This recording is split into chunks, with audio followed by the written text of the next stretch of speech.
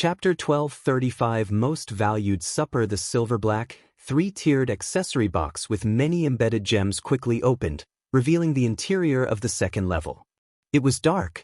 Even the surrounding barriers seemed to blend in with it. It gave one the feeling that it was a pocket of infinite space. In an instant, the darkness lit up with countless resplendent speckles, as if they had transformed into a miniature cosmos, a miniature universe. These bright points of light rapidly spun as the surrounding scene changed several times in a second. What Klein expected was to move Abomination Sua, the Rose School of Thought Shaman, and many of their followers to the ruins of the Battle of the Gods. By making them leave the southern continent, they wouldn't be able to immediately sense that Klarman had been attacked. This way, they wouldn't be able to provide any timely and effective assistance. However, the second level of the box of the Great Old Ones had an element of randomness to it. The act of sending things to the designated scene succeeded a handful of times. Most of the time, the selected destination would suffer an unavoidable change. This was something that couldn't be influenced with luck, and at the very least, no one below Sequence 0 could do so. Therefore, when he opened the second level of the box of the Great Old Ones, Klein didn't know what would happen. It was the same as not using any Beyonder powers to cheat at gambling. He had to rely solely on observation to push out all his chips. This left his heart filled with anxiety. Of course, he wasn't too worried. No matter where the box of the Great Old Ones brought him and Miss Messenger, it was impossible to harm him in any way. After all, Rionette Tinker was fake, the box of the Great Old Ones was fake, and even he himself was fake. With this in consideration, even if he was thrown underground by the box of the Great Old Ones and faced a terrifying corruption, Klein could instantly dispel the historical void projection, enter Sapphira Castle to do a complete disinfection, and sever all connections. Building on this foundation, he had the ability to help Miss Messenger's main body resist the corruption. Since it wasn't directly experienced, through the layer of a historical projection, the outcome was relatively better. The only thing he needed to worry about was that the random scene selected by the box of the Great Old Ones was where Miss Sharon and Emlyn were attacking Shaman King Klarman. That way, it would be equivalent to leading the main enemy force to head straight for his headquarters. This meant that they could only consider giving up on the operation, and he and Rionette Tinker would undertake the responsibility of helping all participants escape from the battlefield and escape the southern continent. The probability of this happening was very low, but he had to be wary. At that moment, due to the influence of Abomination Su's aura, Klein's spirituality had frozen quite a bit. It seemed to bind his body and soul, but it still flowed into the box of the Great Old Ones, maintaining its open state. In the blink of an eye, the scene in the second level of the box of the Great Old Ones changed, revealing a tiny, vast sea. Klein, Rionette Tinker, Abomination Su, the Hooded Shaman King, and many Rose School of Thought believers and subordinates saw endless yellow sand and the extreme cold of the night. Other than the projection of the chained god, all the living beings on the battlefield were instantly transported to a desert. As for the projection, due to the departure of Abomination Sua, the connection was severed, preventing his powers from seeping into reality. Without the luxury of time to examine where he was currently, Klein dispelled the box of the Great Old Ones and snapped his fingers, summoning a scarlet flame as he constantly jumped within them. He had done so to avoid the attention of Abomination Sua, as well as grab the opportunity to complete the summoning of the historical void projection. At that moment, he heard an extremely evil roar. His mind suddenly went blank, and he temporarily lost all his thoughts. The scarlet flames he was immersed in came alive as well and, like a cage, bound him to the ground. With just a roar and the influence of some auras, Abomination Sua had already restrained him to a certain extent. If it wasn't for the fact that Rionette Tinker, who was in her peak condition, was his teammate, Klein's projection would have been helplessly executed. Perhaps his actual body would suffer certain effects. At this moment, the huge doll the size of a castle took a step forward and opened its tightly shut mouth. There was no sound, but the distorted wood that was covered in pitch-black liquid seemed to encounter a flood dike. It repelled backward and raised the arms with strange protruding objects. This was a curse that Rionette Tinker had been silently accumulating for a very, very long time. The root of the curse was the anger, hatred, and her grudge that had emerged after she suffered an attack. However, Abomination Sua didn't show any obvious changes. He only staggered a little and froze for a second before returning to normal. High-level existences were always able to restrain low-level beyonders of the same pathway. They could even exert a certain influence over space. And using this opportunity to escape the restraints of the flames, Klein used creeping hunger to flash to another side, avoiding the blood moon arrow created by the Rose School of Thought's Shaman King. He didn't dare to look directly at Abomination Sua. He seized the opportunity and reached out with his right hand to pull out from the void ahead. This time, he didn't drag anything out. Klein continued blinking about and repeated his actions. Then he successfully dragged out a figure. It was none other than the leader of the Church of Evernights Ascetics, the angel of the concealment domain, Ariana, who wore a simple linen robe and a tree bark belt. My report from before worked after all. A thought flashed through his mind as he activated creeping hunger once again and teleported elsewhere. The eyes of Ariana's projection darted slightly as her eyes instantly turned dark and deep. Following that, she joined in the battle between Rionette Tinker and Abomination Sua. With her help, Rionette Tinker, who was in a rather difficult situation and trying hard to create opportunities for him, finally managed to catch her breath.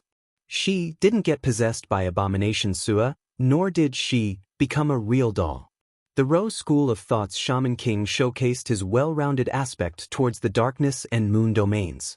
He attempted to use spells like Abyss Shackles to restrict Klein's movement, but the short-distance blinking was simply too effective.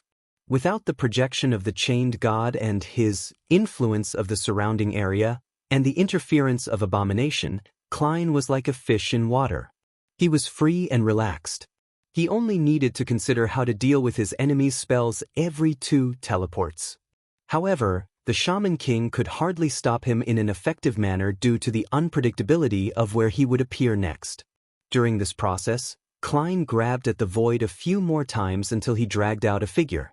This figure had bronze skin, black hair, and brown eyes.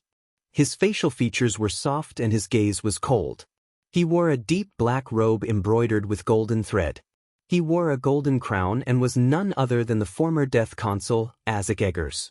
Another angel. The Shaman King's eyelids twitched as he watched. At this moment, Abomination Sua suddenly inserted multiple black arms into the desert. The desert nearby boiled and was blanketed with a thick black liquid. This extended into the distance and invaded the void, disrupting the overlapping of reality and the spirit world. Taking advantage of the fact that his teleportation wasn't completely affected, Klein blinked behind Mr. Azek. With him shielding him, he quickly grabbed at the air a few times. His arm suddenly sank and he pulled out a silvery white snake's tail. Another angel. The reason why he dared to directly summon the 3 angels was because this historical void projection of his was summoned by Rionette Tinker using the Staff of the Stars. The spirituality consumed was born by this ancient bane, not Furs. Otherwise, Furs would have already fainted the moment the Servant of Concealment, Ariana, descended. There was no way she could endure spirituality expenditure such as this. Furz's purpose was to first summon Gehrman Sparrow's historical projection so that he had plenty of time to set up the ritual and bring the Staff of the Stars to the real world. Then, the maintenance of the historical projection would be dispelled, allowing him to return to the fog and have Rionette Tinker summoned another him. In less than 10 seconds, as Abomination Sua had focused his attention on Rionette Tinker and subconsciously belittled Klein, leading him to not only losing the help of the chained god's projection, but also being thrown from the state of being the one who had laid in ambush to the one being besieged by 4 powerful angels. Without any hesitation, this sequence, one angel opened his mouth and chanted in ancient Hermes words. He had once again prayed to the chained god. When the door of summoning opened in front of Shaman King Klarman, just the extension of 2 trembling hands was enough for a thought to abruptly flash across Emlyn White's mind. The other angel of the Rose School of Thought, the King of Curses, Baranka. This was information provided by Sharon and Merrick.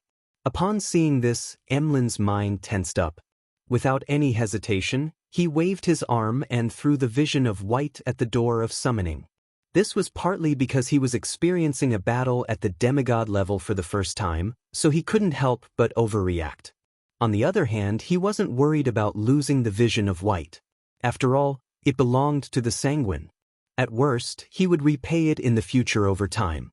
At the same time, even without the sealed artifact, he still had other mystical items to use, such as Lamino's travels. With the notebook, Emlyn could summon the unshadowed crucifix to replace the vision of white. After the eyeball-shaped glass sphere flew out, it continuously absorbed the light along the way, bringing with it extreme darkness. When it got close to the door of summoning, the vision of white suddenly exploded into an extremely brilliant glow. Like a blazing sun at noon, it enveloped both the hands and the door, melting away all evil, degenerate, darkness, filth, and undead auras. The full blood moon on Klarman's forehead was clearly affected. All the light beams were compressed to his side, preventing him from affecting his surroundings. Seizing this opportunity, Sharon's figure that appeared in midair distorted, turning into a human-sized puppet. This puppet was identical to Shaman King Klarman. It had messy, black and white hair and a pair of bright red eyes. As for Emlyn, he raised his left arm and revealed a translucent ring that was worn outside his gloved index finger. The ring seemed to be made of light red amber, and there was a blood-colored gem embedded on it. Lilith's ring. This was a ring personally made by the sanguine ancestor, the ancient goddess, Lilith. It could project a door that led deep into the spirit world for a certain amount of time, summoning an unknown creature. Emlyn wasn't sure what he would obtain. He only knew that, under normal circumstances, the summoned object was usually slightly stronger than him, but the possibility of directly pulling out a demigod wasn't impossible. At the tip of the ring, the blood-colored gem emitted a faint glow as an illusory door covered in mysterious patterns appeared in front of Emlyn. The door creaked open, the gap in the door widening. Shaman King Klarman had just recovered his senses from the sun's illumination when he saw a moon rise up behind the door of summoning. It was a bright moon, one that was slightly silver in color. Chapter 1236 Linkage in the eyes of Shaman King Klarman. A bright silver moon rose, quickly filling his irises. This was completely different from the normal crimson moon. It also wasn't the blood moon that occasionally appeared. It was similar to the abnormal state of the moon from not too long ago, but there were also certain differences. It illuminated Klarman's eyes and body, causing him to instantly lose contact with the crimson moon. That also meant that, before things went back to normal, Klarman could no longer attempt moonlight transformation, nor could he teleport within the range of the crimson moonlight's illumination. Suddenly, a word appeared in the mind of this shaman king of the moon domain. Lilith. The ancient goddess, Lilith, who once controlled the moon pathway. Such a change was out of Emlyn's expectations, but Sharon, who was good at controlling her emotions and thoughts, wasn't affected. Despite having become a Klarman puppet, she raised her right hand and yanked some of her messy, black and white hair. Almost at the same time, on the Shaman King's head, a tuft of white hair fell on its own without him suffering any attacks. The door of summoning he had just opened had been dissolved by the full might of the vision of White's sun rays. This wasn't because the Rose School of Thought's angel who had been summoned was unable to resist the Grade 1 sealed artifact, but that the door of summoning couldn't withstand such a special attack. In addition, the King of Curses, Baranka, had only extended 2 hands out. This limited the amount of power that could remotely be projected via his descent. The evil aura that permeated into the real world had also been purified by the vision of White, preventing it from affecting Sharon and Emlyn. At that moment, without the door of summoning, Baranka could only retreat to where he was originally. He had to wait for the next summoning or for Shaman King Klarman to pray. As an angel, he had the status required to respond to prayers throughout the world. When that strand of hair fell, Sharon, in her Klarman puppet state, didn't hesitate. Her right hand naturally slid down from her forehead.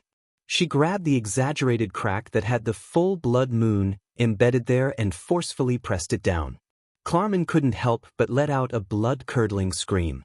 The flesh on his forehead turned into a bizarre blur as they filled up the terrifying crack, blocking the miniature, full moon. This was one of the beyonder powers of a Sequence 4 puppet of the mutant pathway, called the Source of Curses. Apart from being able to influence non-living creatures, puppets could also turn into mystical puppets and magical paper figurines. Through the connections established, they could use various methods to curse their targets. This beyonder power would undergo a qualitative change when they reached Sequence 3. At the current stage, it resulted in mutually destructive damage. Under normal circumstances, puppet demigods rarely used it.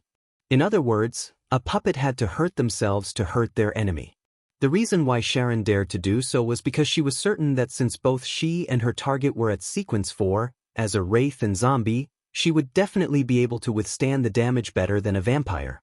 After knowing in advance that Shaman King Klarman had a Grade 1 sealed artifact, General of the Pupil SI, Sharon had never thought of truly succeeding with Wraith's possession.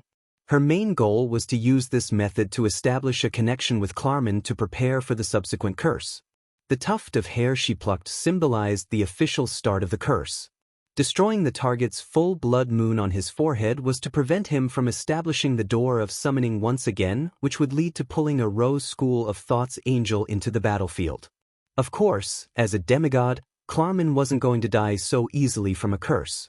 In the past, he would be able to use moonlight transformation and illusory bats to weaken the damage brought by the curse. Then, via constantly moving at high speeds, he could avoid attacks while chanting the honorific name of a Rose School of Thought's angel. However, under the silvery white moon's illumination, his body seemed to freeze, preventing him from completing the series of actions.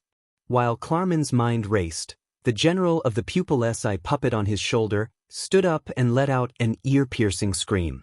The glass windows around them shattered, transforming into bullets that shot towards the floating Sharon. Without anyone controlling the eyeball-like glass sphere, it flew up on its own, causing a gigantic pillar of light that had flames swirling around it to descend. The pillar of light enveloped Sharon, causing the surroundings to turn bright as though it was daytime. The General of the Pupil SI could influence ownerless mystical items, allowing them to help it. Amidst the flaring sun, Sharon, who had transformed into Klarman, showed clear signs of melting as her face contorted uncontrollably.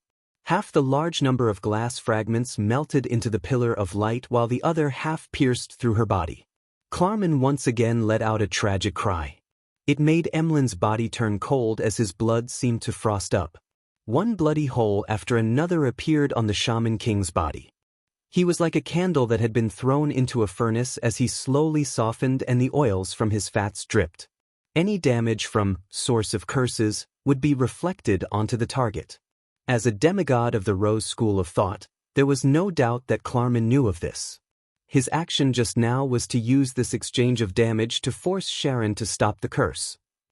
The theurgical spells of the Sun Domain clearly dealt more damage to evil creatures that were the likes of puppets, wraiths, zombies, and werewolves than vampires, potions professor, scarlet scholar, and shaman kings.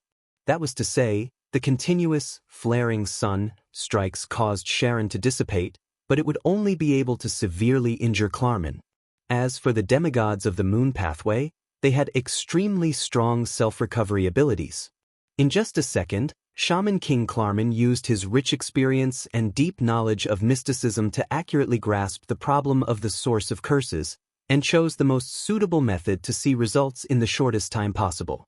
However, at that moment, having lost the vision of Emlyn White, who had summoned the strange moon, regained his senses. He took out a bronze-green hard-covered notebook and flipped it to one of the pages. A crackling sound could be heard as bolts of lightning appeared out of thin air, interweaving into a storm that emitted a strong destructive aura. Instantly, the Shaman King Klarman was swept in. Laymanos Travels, Thunderstorm. Having temporarily lost moonlight transformation and the ability to blink within a certain range, Klarman was unable to dodge the attack. He was smote by bolts of silver lightning. Sharon took the opportunity to dispel Source of Curses to prevent the damage dealt to the target from being reflected onto her. However, her face was clearly much paler than before, and her breathing became weaker. The pillar of light from blazing sun had indeed caused quite a significant amount of damage to her. The silvery white blob that blasted quickly extinguished, and Klarman's body was already pitch black. His charred skin and flesh were constantly peeling off. Pieces of flesh were squirming and growing. The general of the pupilless eye's body rapidly turned incorporeal, as though it had turned into a specter. It was prepared to possess Klarman and move him away from the area to prevent any subsequent blows. At this moment, a blonde, red-eyed head suddenly appeared and bit the head of the exquisite doll. Klarman, who remained groggy, subconsciously looked over and saw a headless lady. This lady was wearing a dark and complicated Gothic long dress and holding 4 blonde, red-eyed heads. Rionette Tynker. In that vast desert, the eyes of Rionette Tynker, who was attacking Abomination Sua with Azek, Ariana, and the giant silver serpent, suddenly glazed over. Her actions turned stiff as she attacked purely on instinct. This was part of Klein's plan. When the battle on this side had stabilized, with Abomination Sua was unable to extricate himself from it within a short period of time, Rionette Tynker's main body would dispel its concealed state. She would then return to the real world and quickly help Sharon and Emlyn finish the battle. Looking at the tragic-looking mummy projection in midair, as Klein controlled the 3 angels to hold back Abomination Sua, he used their auras to influence the environment around him. He switched from teleportation to flaming jump, and he continued to deal with the Rose School of Thought's Shaman King. During this process, he appeared carefree and relaxed, but in fact, he realized that the affinity between his body and his soul was decreasing bit by bit. His body was gradually becoming a spirit cage, causing his actions to become stiffer and heavier. This reminded him of the core description of Prisoner. The body was the cage of the heart, and the world was the cage of the body. As time passed, he understood the meaning of this sentence from another angle. After Abomination Sua began to direct his attention at him, even if he didn't have the chance to attack him directly, was still able to make him suffer some form of corrosion. After one of Rionette Tynker's heads was in control of General of the Pupil's Eye, another head raised the black staff that it was biting down on with its teeth. The gem-embedded staff lit up with a misty glow. A figure quickly took shape. It was none other than Gehrman Sparrow, who was wearing a top hat and a trench coat while holding Death Knell. Bang! A silver-black stream of light flew out and accurately hit Klarman's body. Klarman's thoughts came to a halt as he froze on the spot. Control Spirit Bullet. This was the Control Spirit Bullet shot by Gehrman Sparrow that the Staff of the Stars had reenacted. This 0 to 62 sealed artifact could allow the Beyonder powers and people that surfaced in the minds of the wielder to descend upon reality, while the latter could launch a single attack. On the other side, Sharon immediately turned into a puppet that looked identical to Klarman. She retracted her right hand and ruthlessly stabbed it into her chest. Blood sprayed out as Klarman gaped his mouth, unable to make a sound. To a wraith, the heart definitely wasn't a vital point, but to a vampire, it was lethal. Without giving Klarman any chance to resist, Emlyn flipped through Lamino's travels once again and released the recording of Historical Void Summoning, and took out the bronze unshadowed crucifix. His fingers pressed down on a spike, allowing blood to flow out to cleanse the mottled cross. A pure, burning white spear instantly condensed. After Sharon removed Source of Curses, Emlyn threw out the long spear of light and watched it pierce through Shaman King Klarman's chest, pinning him to the high walls of the cathedral. Bright light suddenly expanded and completely extinguished Klarman's last breath. Unshadowed spear. In the vast desert, Klein suddenly stopped, and while facing Abomination Sua and the Shaman King, he took off his hat, pressed his hand to his chest, and bowed. His body faded and disappeared. During this process, Klein wasn't worried about being disturbed at all.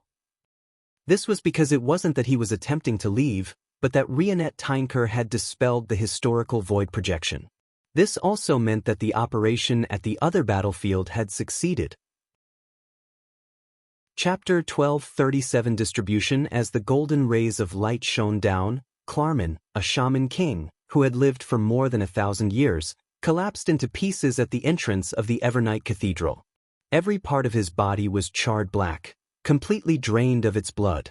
Amongst them, something fell out of his black robe ashes. It was a normal-sized palm. Its skin's texture didn't appear human at all, and it had a dim luster. Its fingers were slender with balanced amounts of flesh and bone. If he hadn't seen it on such an occasion, Emlyn definitely would have believed that the palm was a part of an exquisite doll. Another head in Rionette Tinker's hand swung forward as it quickly bit the palm. At the same time, Sharon's figure turned incorporeal as she entered the remains of Shaman King Klarman, speeding up the expelling of his Beyonder characteristic. Emlyn composed himself and looked at the door of summoning created by Lilith's ring. His body suddenly turned into a hazy moonlight. The crimson moonlight shattered into countless fragments of light. The bright and devilish red scales swam around the area enveloped by the moonlight, restructuring beside Klarman's corpse into Emlyn White in his tuxedo and bow tie. Without looking at the Beyonder characteristic that had seeped out, he dispelled the unshadowed crucifix, bent down, and picked up the vision of White that he had previously thrown to the side using his black velvet glove. His other hand shook Lamino's Travels as he flipped the book to one of the pages. The symbols and mysterious patterns on it all belonged to traveling. Emlyn's figure turned transparent as he vanished from the scene. He followed the plan and was the first to leave after the operation ended. He didn't interfere with Sharon and company's cleanup of the scene and their clearing of traces. After all, he was the weakest one there. He had used up a considerable amount of energy in battle while relying on the sealed artifacts and mystical items. As for the spoils of war, they would be distributed once they returned to Backland. In this aspect, Emlyn fully believed in Gehrman Sparrow's promise and the Rose School of Thought's Temperance Department's credit. After teleporting back to an empty house in Backland, he suddenly threw down Lamino's Travels. He took out a bronze box with many red gems embedded in it, and he placed the vision of White inside. Only after doing this did Emlyn have the energy to take off the glove on his left hand. He saw that his fingers were filled with blisters, swollen. With the sanguine's regenerative ability, damage at such a level should have long been healed, but in reality, it hadn't improved at all. The burns brought by the vision of White will last at least 7 days. Emlyn took out ointment he had stored in a metal tube and squeezed out some of it to apply it on his wound. The soul-stabbing pain was immediately eased by the cooling sensation. Emlyn slowly exhaled as though he had finally resurrected. He had used a great deal of willpower to restrain himself from throwing the vision of White onto the ground. This was because once the sealed artifact left his control, it would automatically absorb the light around it and emit a radiant glow. To a sanguine, this was an excellent way of committing suicide. Right on the heels of that, Emlyn took out a bottle of his blood that he had extracted beforehand and smeared it on the surface of Lamino's Travels. Then he drank another bottle of blood to ease the bloodthirst that Lilith's ring brought about. After such an operation, he finally removed the negative effects the sealed artifact had on him. Only at this moment did Emlyn have the time to recall the accident that had happened during the battle. The door of summoning that he projected with Lilith's ring didn't summon creatures from deep in the spirit world, but he ended up summoning a strange moon. The moon hung behind the door of summoning and silently illuminated Shaman King Klarman, suppressing the various Beyonder powers that belonged to the moon domain. If not for this change, even if Lilith's ring had summoned a saint-level spirit world creature, the battle wouldn't have ended so quickly. Perhaps they would have had to wait until the Rose School of Thought Temperance Angel descended to gain an overwhelming advantage. A silvery white moon. Could it be that the ancestor had provided me with some help? Emlyn had a thought and made a corresponding guess. This matched the identity of the sanguine savior that the ancestor had appointed. After careful consideration, Emlyn no longer had any doubts about this guess, but unlike the past, he wasn't that excited or thrilled. After experiencing a battle at the demigod level and confirming that he was shouldering such an important responsibility, he felt no sense of pride. His heart was heavy from the pressure. A few seconds later, Emlyn opened his mouth and whispered, "I'm the savior of the sanguine." When he said this, his expression was abnormally solemn, somewhat dignified, without any hesitation. In the house where Emlyn met Marek and Sharon, When the sanguine saw the perfect doll-like lady take out 2 items, he heard her slightly ethereal voice say, "According to the agreement, we will only take one thing. This is the rest." The 2 items were a fist-sized gem condensed from thick blood. It emitted a crimson glow, like a miniature crimson moon. The other item was an exquisite male doll with 2 black holes as its eyes. Shaman King's Beyonder characteristic. General of the pupil. Emlyn nodded and saw that the 2 items seemed to have a life of their own as they flew over. Just as he reached out to catch it, he heard Miss Sharon add, "The Shaman King Beyonder characteristic has some strange traces of corruption. Even the unshadowed spear was unable to cleanse it. It means that I need to find an angel to help me shatter it to remove the corruption?" Emlyn completely understood what Sharon was saying as he nodded slightly. "I understand what to do."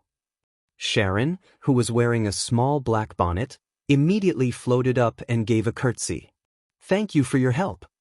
"Likewise." Emlyn took off his hat and bowed in return. Above the grayish-white fog, inside the ancient palace, Klein looked at the wisps of black gas emanating from his body, shook his head, and sighed. "I actually got cursed by the abomination without realizing it. The projection of the chained god could be the culprit as well. I was even separated by a historical projection. If it were any saint without Sapphira Castle, they would probably experience a sudden death after thinking they were safe. As for Miss Messenger, there wasn't much of a problem even without the historical projection in between because she was a real angel. Therefore, Klein wasn't worried. After the black gas dissipated, Klein waited for a while. He waited until Emlyn sacrificed the items and requested Mr. Fool to help purify the Shaman King Beyonder characteristic. Strange corruption. From the mother tree of desire or the primordial moon. Klein picked up the miniature crimson moon and carefully observed it for a few seconds. During this process, he was on high alert, constantly preparing to mobilize Sapphira Castle's powers. If he wasn't at the level of an angel level here, he wouldn't have agreed to Emlyn's sacrifice. Instead, he would have chosen to smite down with power at the sequence 2 level, shattering the characteristic and separating the corruption remotely.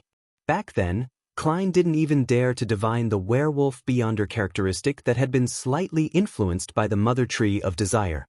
He had even hurriedly sold it.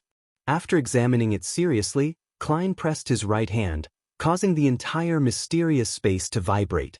The miniature crimson moon shattered with a crack, splitting into tiny red dots of light. Amongst these light dots, there was a small amount of red mist that evaporated, eventually forming a drop of fresh blood.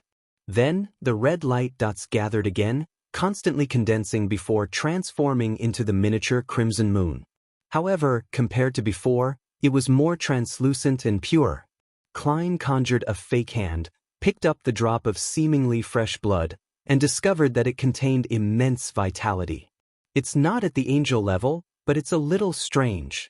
It seems to have received an evil god's blessings. As Klein cut off all the invisible connections that resulted from the blood, he took a paper figurine and attempted to press the drop of blood onto it. The moment the blood came into contact with the paper figurine, it immediately seeped in. In the next second, the paper figurine's stomach strangely bulged and exploded. At the moment the paper figurine tore apart, a new paper figurine with a hint of crimson crawled out from its stomach. It seemed to have fully developed features. The power of reproduction. Klein frowned slightly as he stabbed with his right hand, reducing the newly born paper figurine into powder. A tiny amount of blood-colored mist emanated again, condensing into a drop of blood. The characteristic and spirituality were only slightly weakened. It needs to be repeated more than 100 times before it can be completely removed. Klein silently assessed as he gathered the powers of Sapphira Castle to seal the drop of blood. He then looked up and cast his gaze at the male doll on the long model table. The palm-sized doll in a formal suit was prostrating. It didn't dare to look up. Oh, how easy is it to deal with those with living characteristics? Klein chuckled as he gathered the sealed drop of blood and brought it close towards the doll named General of the Pupils. General of the Pupillus I pushed itself up with all 4 limbs and quickly retreated. After a pause, it pressed its forehead against the table, emitting a sound indecipherable to humans. Declaring your subservience? Very good, Klein replied with a smile and casually instructed, show me your abilities. After a series of demonstrations, he confirmed that General of the Pupilless I could possess a target and affect lifeless items. It also had some level of control over mystical items that no one possessed or had spirituality injected into. The latter power might be very useful at certain times. Klein nodded slightly and beckoned for it to jump into a box he conjured. After carefully sealing it, Klein threw the box and the drop of blood into the junk pile to let them familiarize themselves with their future lives. As for the negative effects of General of the Pupilless I, Klein believed that they could discuss and resolve it amicably and normally. Chapter 1238 Hypothesis. After dealing with the spoils of war and bestowing the purified shaman King Beyonder characteristic to Emlyn White, Klein was in no hurry to leave Sapphira Castle. He simply reviewed the battle today.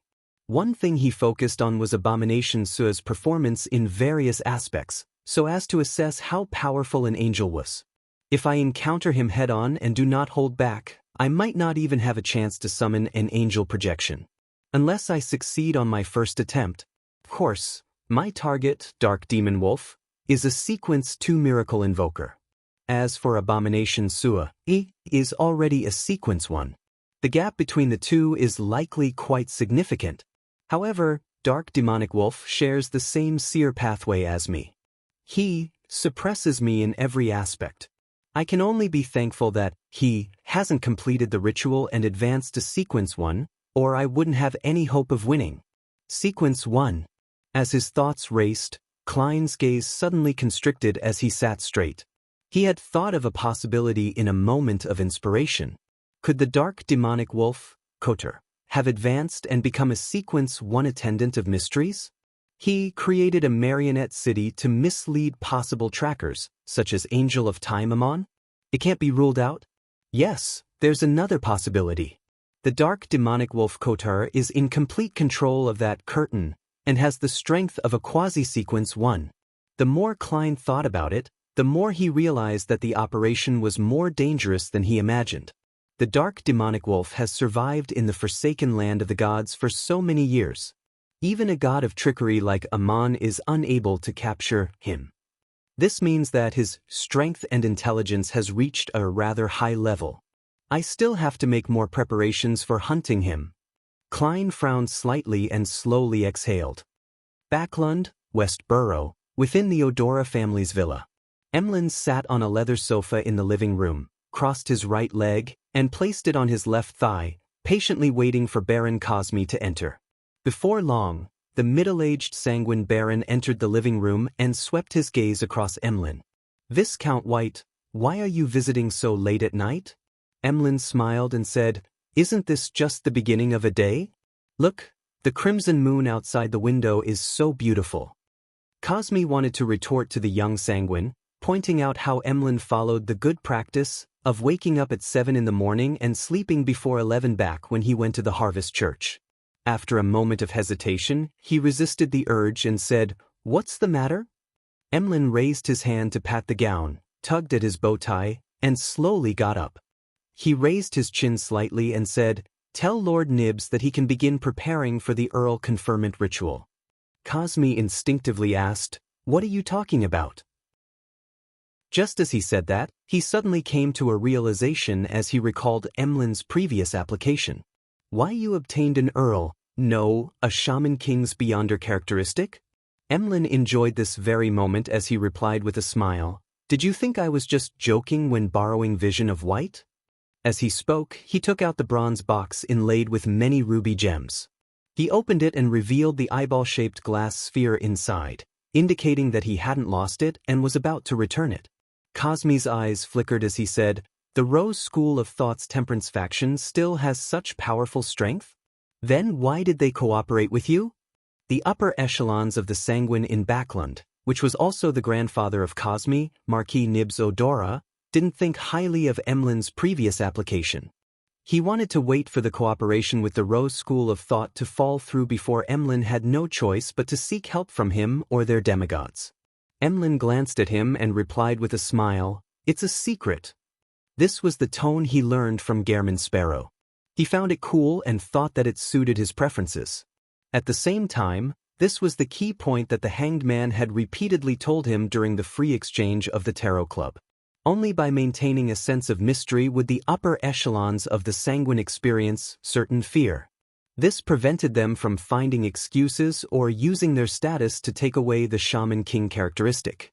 Without waiting for Cosme to respond, Emlyn threw the bronze box containing the vision of white and buttoned up his suit. He walked past the Baron and walked to the door of the living room. As he was about to leave, Emlyn stopped. Without turning his head, he straightened his back and looked straight ahead. "Remember to address me as Earl next time." With the ancestors' blessings and the importance the moon had placed on him, he was filled with confidence in becoming a Shaman King.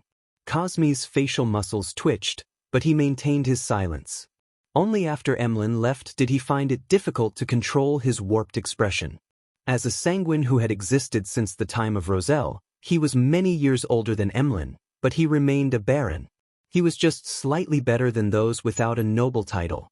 As for Emlyn, who was considered a laughingstock amongst the younger generation of the Baklan Sanguine, he was about to cross the border separating mortals and gods. He would become a sequence for Shaman King, a Sanguine Earl. How could Cosme not lose his composure? How could he not be jealous? How could he not be shocked? After spending a few minutes to control his emotions, he headed down to the basement. Passing through several secret doors, he arrived at the gray hall where Nibs was sleeping. "Grandfather, Emlyn's operation has succeeded." Inside the black iron coffin, there was a brief silence. After 3 or 4 seconds, Nibs finally said, "The faction backing him is beyond our imagination." This Sanguine Marquis's voice was deep and old, with a hint of hoarseness as it echoed in the hall. "Grandfather, Emlyn succeeded by relying on the vision of white. A portion of the items he obtained rightfully belongs to the race," Cosme said with some anticipation, feeling somewhat indignant. Nibs's voice grew louder. "Buffoon! To be able to hunt a Shaman King while the Rose School of Thought was clearly prepared, is that something any faction can do? The Rose School of Thought's Temperance faction has been in shambles for years, so how much strength can it have left? At most, they have an angel in a poor condition, or a grade 0 sealed artifact, as well as 2 to 3 demigods. All these put together wouldn't be able to restrain Abomination Sua and the Rose School of Thought's other angels, other grade 0 sealed artifacts, a sizable number of demigods, as well as the Chained God's projection, and the blessings of the Mother Tree of Desire. If Emlyn's operation succeeded, then you can count how many angels and grade 0 sealed artifacts are needed at the very least. This is a power that can match ours. In the future, don't deliberately investigate Emlyn and his other companions." After shouting a few more times, Nibs coughed twice, clearly struggling. Cosme's face turned pale as he finally calmed down. "Then, are you really going to prepare a ritual for him? What else?" Nibs returned with a question before sighing. Perhaps after Emlyn took the risk for the Sanguine's future, the ancestor has truly begun showing her concern for him. Fog Sea, Lacha Island. After leaving the future on the safe sea route, Admiral of Stars Catlia used her fairy tale magic to arrive at a mountain peak. She recited a passage in Jotun to an empty cliff, "Open sesame." A path immediately appeared on the cliff as though it was real and illusory. It was unknown where it led to. Catlia made use of her prophetic means to make a simple assessment of any danger. Then she stepped onto the path and ventured deep into the cliff. As she walked, her vision cleared up. She saw the sea that appeared clear like sapphires and a beautiful castle made of pure emerald. This was Queen Mystic Bernadette's Emerald City. Catlia wasn't unfamiliar with this place. She easily passed the questions and tests of the magical guards and came to the half-open room that provided the best vista in the castle. The tall queen was standing behind the railing, looking at the waves that surged forward. For some reason, Catlia's hidden excitement, thrill, and joy suddenly calmed down at that moment as she felt a sense of security and freedom. Back when she cruised the seas, she would occasionally feel lonely and sad, like a leaf that had left its tree, allowing the wind to bring her to different places. Now, she seemed to have fallen back to the ground, right beside the tree. She opened her mouth, momentarily at a loss for words. Finally, she nudged the heavy glasses on her nose and simply greeted, "Good afternoon, Your Majesty." Bernadette turned around and nodded. "I summoned you back to Emerald City because I have some things to hand over to you." Catlia instinctively asked, "Why are you handing them over to me?" The Queen had a secret organization like Element Dawn and a group of pirates under her. Bernadette didn't directly answer Catlia's question as she said, "I previously received a clue and left Backlund in a hurry." "I remember the matter," Catlia interjected. Bernadette's long and straight eyebrows twitched slightly. "Through this clue, I managed to piece together an incomplete sea map from the descendants of Edwards, William, and Polly. It records the area my father had explored in the Fog Sea those years. With the help of this sea map and my prophetic abilities, I can roughly guess that a particular area out at sea that is far away from the safe sea route might be hiding his secret. I plan on heading there on the dawn to do an extended search. I'm not sure when I can return. Perhaps I will never be able to return. Therefore, I have to hand over some items and matters to you in advance." After listening carefully, Catlia said without hesitation, "I'll go with you. It is my father. This is something I have to do alone." Queen Mystic Bernadette slowly shook her head. Catlia fell silent for a few seconds before saying, "If you don't return, I would do the same." Chapter 12:39 Legacy. Upon hearing Catlia's words, Queen Mystic Bernadette looked at her silently for a few seconds before saying, "That is your choice, and also your freedom." Catlia stared straight at the Queen before pursing her lips and saying, "I know. You must have destroyed all the clues that will allow me to pursue your tracks.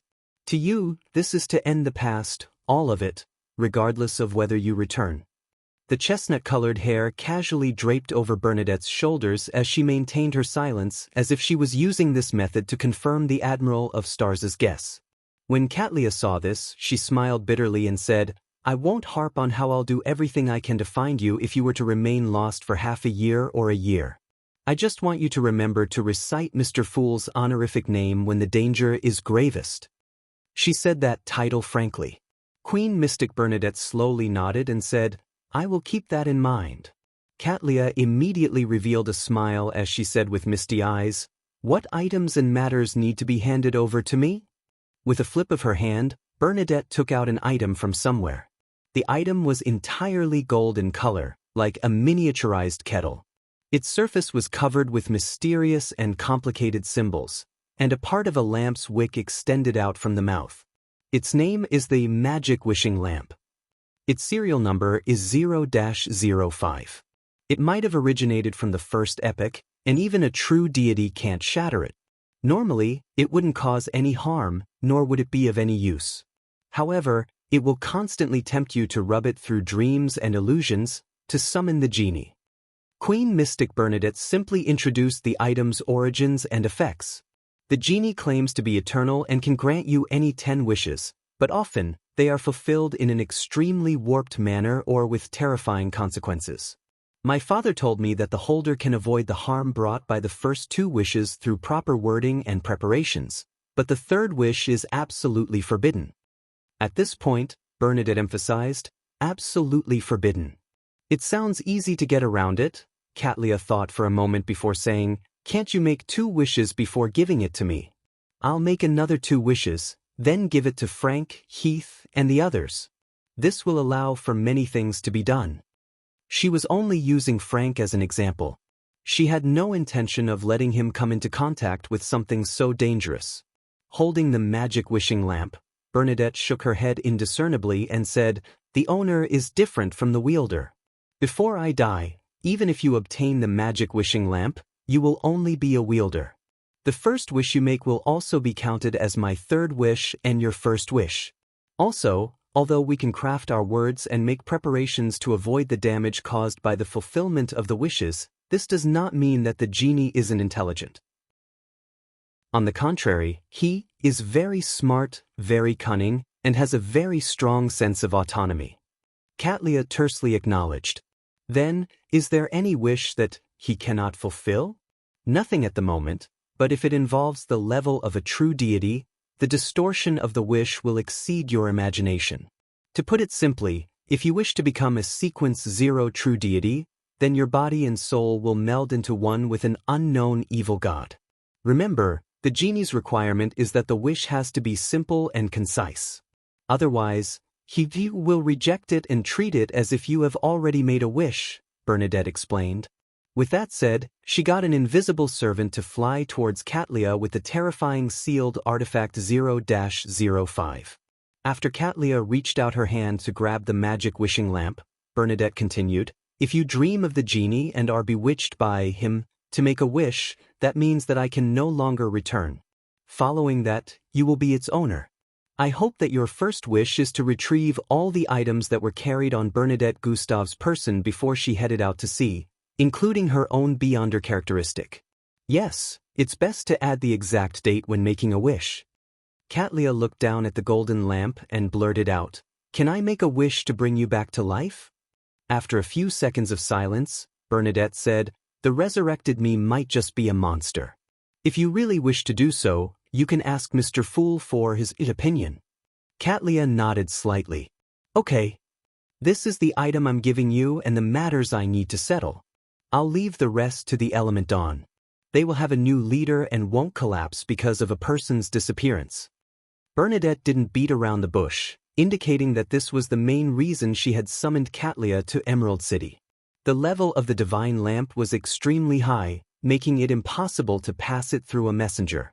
Without waiting for Katlia's reply, Queen Mystic's expression suddenly softened. "Haven't you always wanted to share what happened all these years with me?" Katlia was taken aback as she nodded. "That's right." She then walked to the Queen's side, pulled a chair over, and sat down, facing the blue sea beyond the emerald railing. Bernadette sat beside her and listened to her talk about all the encounters after she left the Dawn. These matters had been mentioned in the letter by Katlia, but due to the limited length, she didn't provide any detailed descriptions.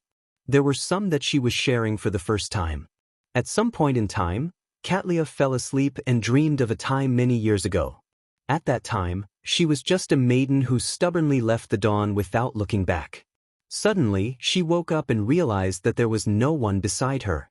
She realized that it had already turned dark at some point in time, and dawn was even approaching. Katlia suddenly reached out and threw out an illusory ball of yarn. The ball of yarn rolled into the void, leaving behind a bright-colored thread. Following this thread, Katlia walked through the spirit world as though she had mastered teleportation and arrived at the periphery of Lacha Island. She stood at the edge of the cliff and cast her gaze into the distance. She saw that on the dark blue sea, a gorgeous and huge sailboat, which was tinted with an orange glow, was steering towards the horizon. Katlia slowly sat down and leaned forward slightly. She hugged her knees and looked in that direction for a long time. The sun gradually rose and shone on her. In Backlund at a soup kitchen, the veil-wearing Stellan Sammer no longer lowered her head like the previous few months, afraid that others would recognize her. The only worry on her mind as she anxiously looked ahead was if the free food would last until it was her turn. She could vaguely hear gunshots echoing in the distance. She didn't know if the armies of Fasak, Intis, or Fainapotter had breached the final line of defense, or if the police were dealing with a looter. "Please end it. Please end this war quickly." Stellan, who had gone to 3 soup kitchens, silently prayed. At this moment, a staff member raised his voice and said from a few meters away, "All the food here has been handed out." Stellan's face turned ashen. She looked up at the dark sky and dragged her feet in despair and numbness before returning to the house at 17 Minsk Street. The moment she opened the door, her 2 children rushed over and raised their innocent faces. "Mommy, did you get any bread?" "Mommy, I'm hungry." They were twins, a boy and a girl. Both of them were very adorable. Stellan held back her tears and forced a smile. "Yes." She then entered the house, took out some pieces of bread she had stashed, and split it among the 2 children. As she watched the 2 children eat the bread without any regard for etiquette, Stellan's expression kept changing. It cycled between sorrow and pain. Not long after, her husband, Luke Sammer, returned home, but he, too, didn't have any food in his hands. Ever since the Coim Company was taken over by the military during the war, this former manager had lost his job. He could only rely on their past savings and maintain his family via government aid. I didn't manage to, seeing his wife's hopeful gaze. This burly man with a messy beard lowered his head in shame. Stellan, who still looked rather pretty while in her 30s, took a deep breath and said, "Me too. I'll go out and queue again. There should still be places that haven't finished distributing food." Without waiting for her husband to respond, she rushed out of the door.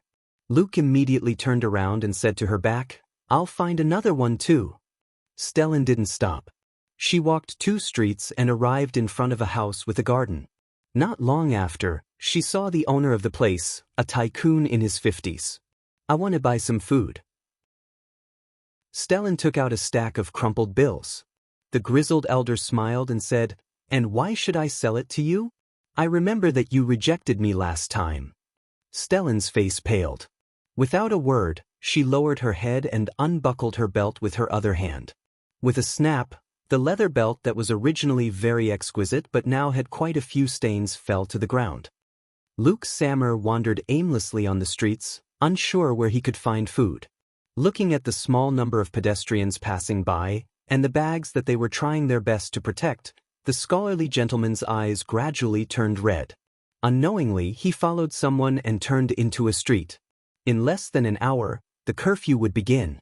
This was a rare opportunity for him. That person stopped outside a house and walked towards the door feebly. At this moment, the person suddenly fainted and fell to the ground. Luke subconsciously took a few steps back before quickly approaching to test the pedestrian's breathing.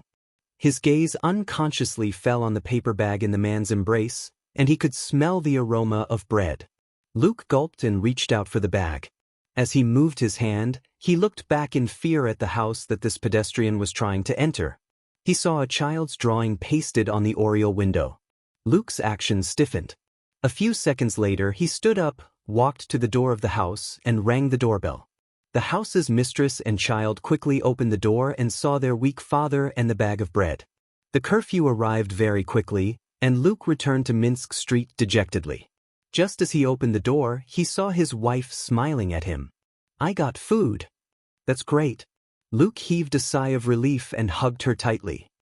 Audrey walked along the streets and alleys, with no one capable of seeing her.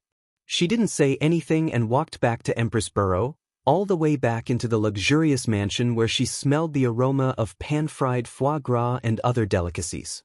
After staring silently for a while, she saw the maids coming and going. Finally, she headed upstairs to her room. In the middle of the night, she wore a cloak and entered her parents' bedroom before arriving at their bed. After staring at them for a long time, Audrey knelt down on one knee and pressed her forehead against her father's hand. Beads of water dripped onto the carpet. Then, the blonde, green-eyed noble lady slowly raised her head and said to her sleeping parents, choking, "Daddy, Mommy, thank you. Thank you for teaching me what pity, kindness, and virtue are." As soon as she finished speaking, she closed her eyes and stood up abruptly. Turning around, she walked towards the door, no longer wearing the slightest emotions on her face. Chapter 12:40. The tide. In the early morning, Earl Hall woke up at his usual time and took a stroll in his garden and lawn. By the time he finished looking at his beloved thoroughbreds, he returned to the 3rd floor of the villa and changed out of his outing clothes. His wife, Caitlin, had already woken up and was instructing her lady's maid to relay her thoughts to the rest of the servants. "It's time for breakfast." Earl Hall stood beside the coat rack and smiled at his wife. At that moment, he heard a commotion outside, one that was getting closer and closer, but it did not quell. With a slight frown, Earl Hall turned his head to look at his valet. Without needing the noble to speak, the valet immediately walked to the window and drew open the thin curtain. With a swoosh, more light shone into the bedroom. It was clear. The valet then cast his gaze out the window and scanned his surroundings. His expression suddenly became solemn. He turned around and glanced at Lady Caitlin, who was still talking to the lady's maid. He walked quickly to Earl Hall's side and said in a low voice, "A protest. Many people are protesting." A protest? Earl Hall was no stranger to this term. As a powerful Lone Kingdom noble, and the second largest shareholder of the Constant Coal and Steel Consortium, he had seen many workers protest in demonstrations, requesting for a rise in their weekly salaries, as well as stipulate for maximum working hours. During the past 2 months, Backlund had also undergone several protests due to various problems, but they were quickly suppressed without causing too much of an impact. His gaze moved back and forth across his valet's face for a few seconds. Eyes narrowed, he acutely sensed that the protest today might be different from what he had imagined. Without batting an eyelid, he walked to the window. Looking out, Earl Hall's eyes suddenly froze. With the advantage of being on the 3rd floor, he saw that the roads were filled with dense hordes of people, extending far into the distance. They gathered together and surged in this direction, as if they were a dark, gigantic cloud that was about to envelop Backlund. "Bread! We want bread!" The shouts of tens of thousands of people, and even more people, grew into a crescendo, one that was loud and clear. It made Earl Hall's scalp tingle. Having participated in the mass at Festival Square, he was no stranger to seeing large masses of people or hearing people booming in one voice. But back then, he could barely be considered a part of the crowd. And today, he was one of the targets of the surging tidal wave. Earl Hall couldn't help but glance towards the end of the protesters, only to realize that there was no end to it. However, with his rich experience in handling matters, he could make a judgment based on the details he had observed. He could see that there were very few police and soldiers on both sides of the protesters. Compared to the large number of people, they were like the eddies created by a tidal wave, a negligible detail. Earl Hall believed that the protesters that targeted Empress Borough would definitely be clamped down upon with the greatest force possible. It would be impossible for large numbers of soldiers and police to be deployed. The current situation could only mean one thing: there were too many people participating in the protest. As such, the soldiers and police were spread too thin. A protest numbering more than 100,000 people? Perhaps more. A protest arising from a food shortage can turn into a riot and looting at any time. It might still seem orderly now, because there are many organizers and leaders? Damn it. Didn't MI9 and the various churches notice any signs? How could such a large-scale protest be organized overnight? Even if Backlund has become a gunpowder keg, it would still require quite a number of matchsticks to light it. Thoughts ran through Earl Hall's mind as his expression grew graver. "Bread! We want bread!" The shouting became louder and more uniform, as if there was a tsunami in the city. At that moment, the servants in Earl Hall's mansion sensed the commotion. All of them went to the windows and looked beyond the compound gates. Their faces turned pale, as though they had encountered a flood that could not be avoided. "Bread! We want bread!" Countless voices converged together, as the dense masses exuded a suffocating presence. Earl Hall snapped to his senses. He subconsciously wanted to get someone to send a telegram to the royal family to get them to organize an army to suppress the protesters. However, after further observation, he realized that quite a number of protesters were wearing military uniforms and were disabled. "Bread! We want bread!" The soldiers in charge of maintaining order looked at the protesters with pity and pointed their guns at the sky. Among those people were their old comrades, their parents and children, their friends, neighbors, and large numbers of people who simply desired the same right to live like them. They just didn't want to starve to death. How could they not feel pity and empathy? At first, such feelings might have arisen in a handful of soldiers and police, but it quickly spread to almost everyone. In the past, under their officers' supervision at gunpoint, they would have accepted all orders without any protest. But now, many people were thinking, "Any son of a bitch who dares to get me to fire shall be fired upon." Bread!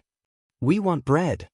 From the shouts and the impact of the huge crowd, the color in Earl Hall's face drained. He couldn't help but retract his gaze and look at the guards and bodyguards gathered outside the house. He looked at the Beyonders of the Church of Evernight who were responsible for protecting his family, and he realized that the reactions of the two were different. The guards and bodyguards were filled with fear. The expressions of the secretly hired Beyonders had already become rather solemn. As for the protectors from the Church of Evernight, their gazes were filled with pity and empathy. To the church, I might be equivalent to 1,000 believers, but there are tens of thousands, hundreds of thousands, or even more. Earl Hall instantly came to a realization of the consequences of what he had planned to do. Even though they were armed to the teeth, there was no way they could fend off so many protesters with just a few bodyguards. Once the conflict erupted, the Beyonders of the Church of Evernight couldn't be counted on at all. It was already a blessing by the goddess if his family could escape Empress Burrow with the bodyguards he hired. For the first time, Earl Hall experienced the strength of the masses. He experienced the terror of the unity of people. As this thought flashed through his mind, he immediately turned his head and instructed his valet, "Send a telegram to the Prime Minister and send a telegram to the other nobles. Say that I'm willing to take the lead and donate most of our food.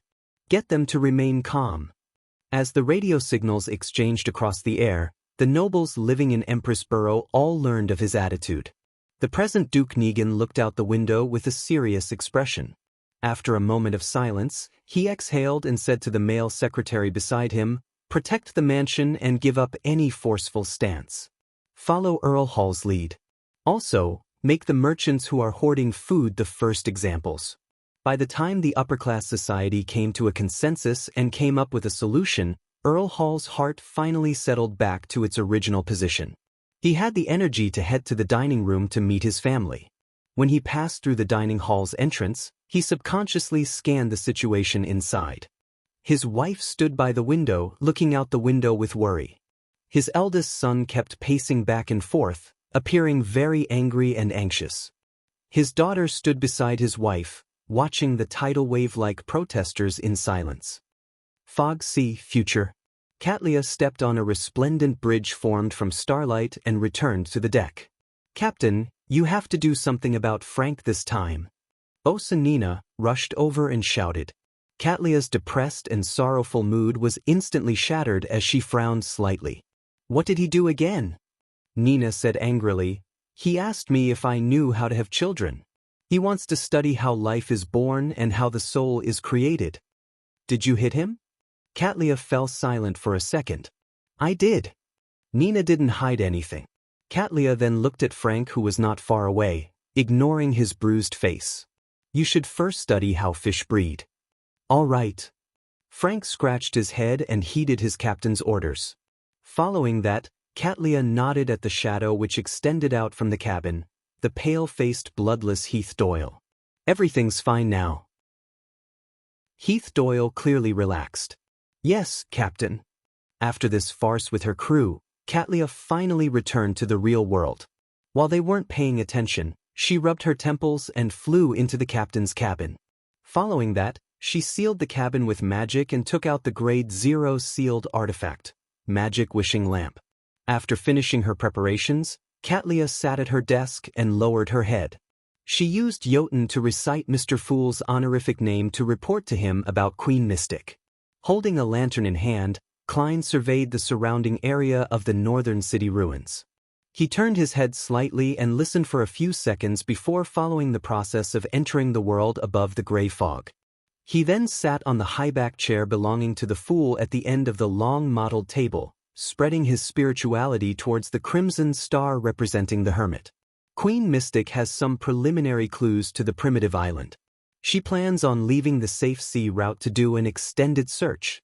That primitive island was discovered by Emperor Roselle by chance. It's very likely that one of his 9 secret mausoleums is hidden on it. This is the only one that hasn't been discovered and destroyed at the moment. It's the hope of the Emperor's resurrection. However, the living beings on that primitive island seem to worship an unknown power that comes from the cosmos. Just understanding the cosmos that will lead to corruption. I need to remind Ma'am Hermit to warn Queen Mystic. Magic Wishing Lamp. Magic Wishing Lamp? So this Grade 0 sealed artifact is in the hands of Queen Mystic. It's a combination of a miracle invoker's Beyonder characteristic and a characteristic of unknown origins. Even a true deity can't shatter it. Just as he finished listening to 0-05's description, he immediately adjusted his vision and enlarged the scene of the golden kettle-like magic wishing lamp. Suddenly, the wick at the mouth of the magic wishing lamp lit up. Chapter 1241 Genie. The light emitted by the lamp's core was extremely viscous, like water that had been infused with quite a bit of sugar. It spewed out, forming a distorted and blurry golden figure. This figure instantly occupied the crimson star representing the hermit, cutting off his ability to sense Catlia. Sitting at the end of the long bronze table, Klein's eyes widened as a thought subconsciously flashed across his mind, as expected of a sealed artifact labeled 0-05. Although the serial number of Grade 0 sealed artifacts was usually based on the order of the time the Orthodox churches obtained or understood them, it had to be known that this set of rules was officially established after the 7 churches truly ruled over the world, which was the late 4th epoch and early 5th epoch. Back then, most Grade 0 sealed artifacts had already appeared, and they had been learned of or obtained by the Orthodox churches. This resulted in a situation where the ones with smaller serial numbers being Grade 0 sealed artifacts that were more powerful, terrifying, and unimaginable. Then, the rest were labeled based on the order of appearance. In addition, although it wasn't wrong to say that an item was more powerful the more ancient it was, for an item from the first epoch that the ancient gods were unable to affect, it definitely meant that even deities didn't fully comprehend their secrets. This way, the smaller the number was, the more terrifying the Grade 0 sealed artifact was. Of course, based on this rule, the Grade 0 sealed artifacts with higher serial numbers weren't necessarily worse than the first 10. Perhaps it was simply because they were discovered or obtained by the church at a later date. Without any numbers left for them, they could only be serialized. Just as a thought flashed through his mind, the golden figure's gaze pierced through the crimson star representing the hermit and towards the ancient palace above the gray fog. Following that, his voice echoed in an unusually magnificent manner, "Long time no see. Long time no see? Long time no see." He knows the former owner of Sapphira Castle, the celestial worthy of heaven and earth for blessings? No, it should be him, a genie who claims to be eternal. He can actually use Mam Hermit's prayer to directly talk to me. A thought flashed through Klein's mind as he tensed up. Based on his experience over the recent years, as well as his ability as a clown, his body suddenly relaxed and he leisurely leaned back into his chair. Following that, Klein replied, "Heh." He didn't give an affirmative answer, nor did he deny that he was a fake. He only showed a look of contempt and wore a supercilious look. The blurry golden figure harumphed. "You've actually been weakened so much. It's no wonder that I haven't heard of your honorific name in the past few millennia." Honorific name. He really knows the former owner of Sapphira Castle? Is that an existence who was active during the first epoch? Amidst his thoughts, Klein smiled and said, "What you see might not be the truth." "Ah." The twisted and blurry golden figure laughed and said, "You're still your usual self, always trying to scam others, but the condition of Sapphira Castle cannot fool me. Under normal circumstances, there's no way for me to pass through the outer layers of protection to communicate with you." "How do you know that I didn't do it on purpose?" Klein asked in a relaxed manner. "There's no point in lying to me," the distorted, blurry golden genie immediately replied. "Why do I feel like the victim of fraud is saying that I'm penniless, to the point of having sold my kidney? Back then, what did the previous owner of Sapphira Castle, the one suspected to be the celestial worthy of heaven and earth for blessings, do to the genie? Part of the characteristics of this magic wishing lamp is that of a miracle invoker." Using his lampooning to relieve the pressure in his heart, Klein smiled. "It's not up to you to decide whether there's any point." The blurry golden figure trembled slightly. "From the state of Sapphira Castle, you seem to have a need for a miracle invoker beyond your characteristic." He did not harp on the topic and instead pointed out the situation he had observed. "This fellow can actually see through this matter. His level is really very high. He is able to separate the miracle invoker beyonder characteristic from the magic wishing lamp." Klein's eyes narrowed as he nearly lost his composure. He immediately controlled his actions and expression and replied with a smile, "If you think so." The blurry and distorted golden figure once again made his magnificent voice echo above the gray fog. "We can make a deal." You will remove my seal and give me freedom. I will leave the miracle invoker beyonder characteristic to you and only take away the portion that belongs to me. As for a witness, let's use our spherote. Although both you and I have means to resist the backlash and reduce the damage caused by breaching the contract, it won't be without a price. We both need to consider the consequences.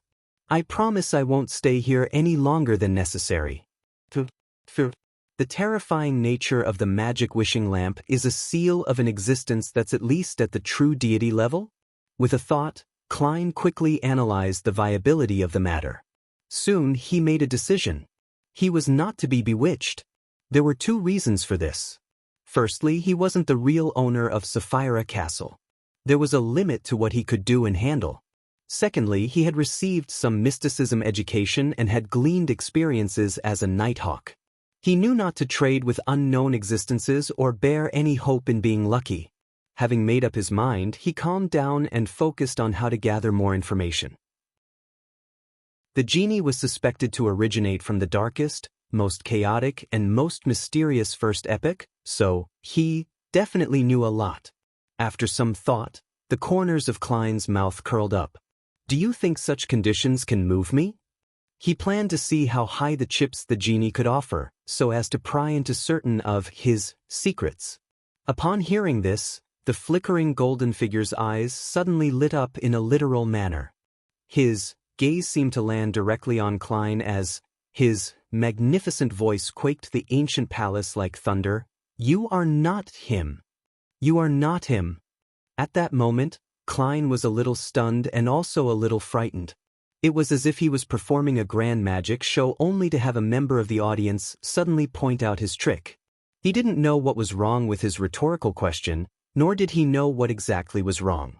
It was difficult for him to analyze the pros and cons in a short period of time and give a reaction that matched the current situation. Why did he suddenly realize that I'm not the former owner of Sapphira Castle, the suspected celestial worthy of heaven and earth for blessings? Isn't my rhetoric question very reasonable? Since we're talking about a deal, bargaining should be allowed. The former owner of Sapphira Castle that the genie knew wasn't like that? Impossible. Why would a person who's good at deceit show his hand so readily? How can there not be some level of negotiation and pressure? Shit, too many thoughts are running through my mind. Nearly 10 seconds have passed. I didn't immediately answer the genie's accusation, so it's a form of indirect admittance. When it came to being exposed, Klein didn't have much experience. He was momentarily unsure for a response. Just as he raised his vigilance and was about to produce the Staff of the Stars and activate Sapphira Castle's powers to resist the possible attack from the genie, the golden and blurry figure suddenly laughed. Ha, ha, ha. This laughter seemed to stir his soul, causing Klein, who was inside Sapphira Castle, to nearly show signs of losing control. It wasn't easy for him to remain calm. There's no intention to attack, but the influence of natural dissipation. What's the genie laughing about? What's so funny? Klein frowned as he thought of one possibility after another, but he felt that they didn't match reality. After a few seconds, the genie's laughter stopped and he happily quipped, "Even for existences at our level, fate is still so miraculous. Regardless of who you are, the deal I proposed is still on the table.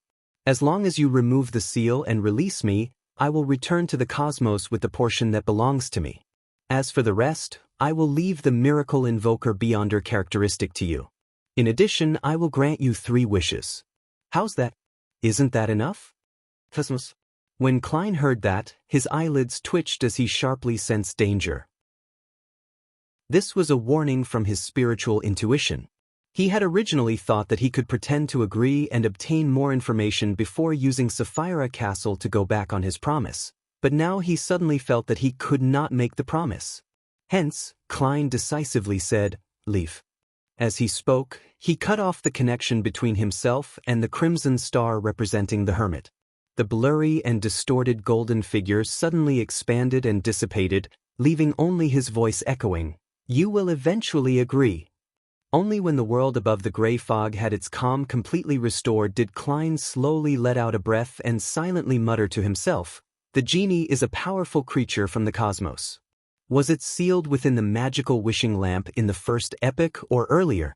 The person who sealed him might be the previous owner of Sapphira Castle, the existence suspected to be the celestial worthy of heaven and earth for blessings. This can be inferred from the ingredients used to form the magic wishing lamp's beyonder characteristics. So, that's how the genie sensed that I wasn't the previous owner of Sapphira Castle when he questioned me? But I did consider this point, so my question wasn't logically unsound. Unless, back then, the former owner of Sapphira Castle and the genie had come to some sort of tacit understanding or had some secret. The bulk of the genie's powers likely can't extend out of the seal, but he can use the beyonder characteristic that forms the seal. The unique characteristic of granting wishes is likely from the miracle invoker characteristic. Then the genie uses his level to magnify it. Amidst his thoughts, Klein raised his head to look at the crimson star representing the hermit. He discovered that Katlia didn't notice anything unusual with the magic wishing lamp. Klein formed a stream of light that contained his warnings and threw it into the crimson star. Chapter 1242 The Baffling Actions of the Human. The primitive island that the Emperor found by chance. The creatures on the island worship an unknown power that comes from the cosmos. Without reaching the level of an angel, just knowledge of it will result in corruption from the cosmos. Try not to make a wish to the genie, nor bring it to that primitive island. Katlia finally received feedback from Mr. Fool as she heaved a sigh of relief, even more worried about the Queen's quest. She turned her head to look at the unresponsive magic wishing lamp and quickly put it away. Then she spread out a letter, picked up a fountain pen, and paraphrased the information she had just received, hoping that Queen Mystic Bernadette would take it seriously. In a dilapidated apartment in Backlund, a man with a full beard was sitting on a chair with his hands cuffed behind him. Zio, who had become a middle-ranking MI9 member through her own capabilities, stood in front of the man, with a triangular blade in hand and her two subordinates flanking her. We already have enough witnesses and evidence to prove that you're one of the main organizers of the protest. If you wish to reduce your punishment, answer my questions honestly. Before Zio could say a word, the bearded man felt an extremely powerful suppressive force. When she finished speaking, even his mind began to tremble. It was as though bolts of electricity were generated and a pain and numbness that couldn't be perceived could explode at any moment. The bearded man suppressed the fear and weakness in his heart and said, "No one instigated me. I just did what I wanted to do. Don't you all know? The entirety of Backlund has become a gunpowder keg. Even a tiny spark can set off the entire city. And there are countless sparks like me who are willing to take the risk. Those darn nobles and merchants hoarded so much food while there are already people in Eastborough who are starving to death. You can do whatever you want to do to me. I've never believed in their promises. The reason why we agreed to end the protest was because everyone had received a lot of food." Zio was about to ask further when she suddenly turned her head to listen to the commotion in the distance. Sounds of rumbling could be heard from somewhere. It was deep, hoarse, and layered. Has the Faesac, Intis, or Fainapotter army broken through our defenses and begun to attack Backlund's defenses? Zio's expression instantly turned solemn. Back in the forsaken land of the gods, after Klein returned to the real world, he immediately attempted to reach out his hand to see if he could pull out the magic wishing lamp from the fog of history. Soon, he confirmed that he couldn't summon sealed artifact 0-05. Indeed, it involves a uniqueness, or should I say, Sapphira? In short, the genie is indeed a high-ranking existence that was sealed. At the very least, he is a king of angels. There's no way to make use of him. Klein let out a breath and turned his attention back to the hunt of dark demonic wolf Kotar. He had made a lot of preparations during this period of time, and he ran through and confirmed the plan above the gray fog. However, he was in no hurry to take action. He spent quite a bit of time checking the loopholes and mending the imperfections. 2 to 3 days later, it was dark and silent in the wilderness. Wearing a silk top hat and a long black trench coat, Klein held a lantern that emitted a faint yellow glow. With a solemn expression, he reached out his right hand and grabbed at the air. At that moment, a bolt of lightning streaked across the world, illuminating it. Following that, he dragged out a figure. It was him holding the illusory staff of the stars and a lantern. Right on the heels of that, his true body entered the fog of history as he dashed to a time before the first epoch. He hid inside the old stacked cities. His historical void projection suddenly came alive as an area that he had been exploring recently had surfaced in his mind. He used the power of the staff of the stars to directly move to it. This was a huge distance away from where his actual body was. Even if there was a problem with the projection, no one would be able to lock onto the exact location of where his true body was when he returned to reality. Surveying the area, he took in the dried riverbed and a boulder that stood deep in the darkness like a monster. He no longer maintained his staff of the stars' historical projection, letting it quickly fade away and disappear with a shake of his right hand. After doing all of this, he walked to the boulder, put down the lantern, and began chanting an honorific name in Jotun, the Dark Lord that exists alongside history, the embodiment of countless miracles, the God of Wishes. This was the dark demonic wolf's honorific name that he had obtained from the Evernight goddess. Although the mythical creature might not be using it anymore, or had perhaps changed it a long time ago, it was undoubtedly referring to him when it came to mysticism. Deep within a mountain range, in an ancient castle, giants, elves, humans, and vampires each held the role as gardeners, chefs, servants, and guards. They all had different expressions and would whisper to each other when they met, making them appear lively and intelligent. However, once they returned to their rooms, they would immediately turn dull. Their eyes would no longer move as their bodies floated up and hung from the ceiling.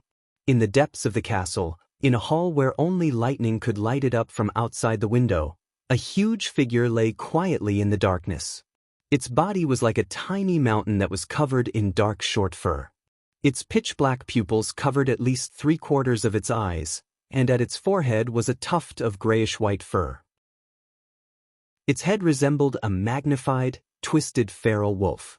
This was none other than the God of Wishes, dark demonic wolf Kotar. Suddenly, this demonic wolf, which was more exaggerated than an ordinary giant, raised his head. Every strand of his dark and short hair began to sway as all the servants in the castle followed his actions. Kotar's eyes moved slightly as he turned his head slightly as though he was listening to something. In the next second, he opened his mouth and let out a soundless roar and summoned another hymn. As soon as this dark demonic wolf appeared, Kotar's body leaped into the grayish-white fog as he dashed to a certain historical spot of light in the second epoch. This was a piece of secret history that he knew.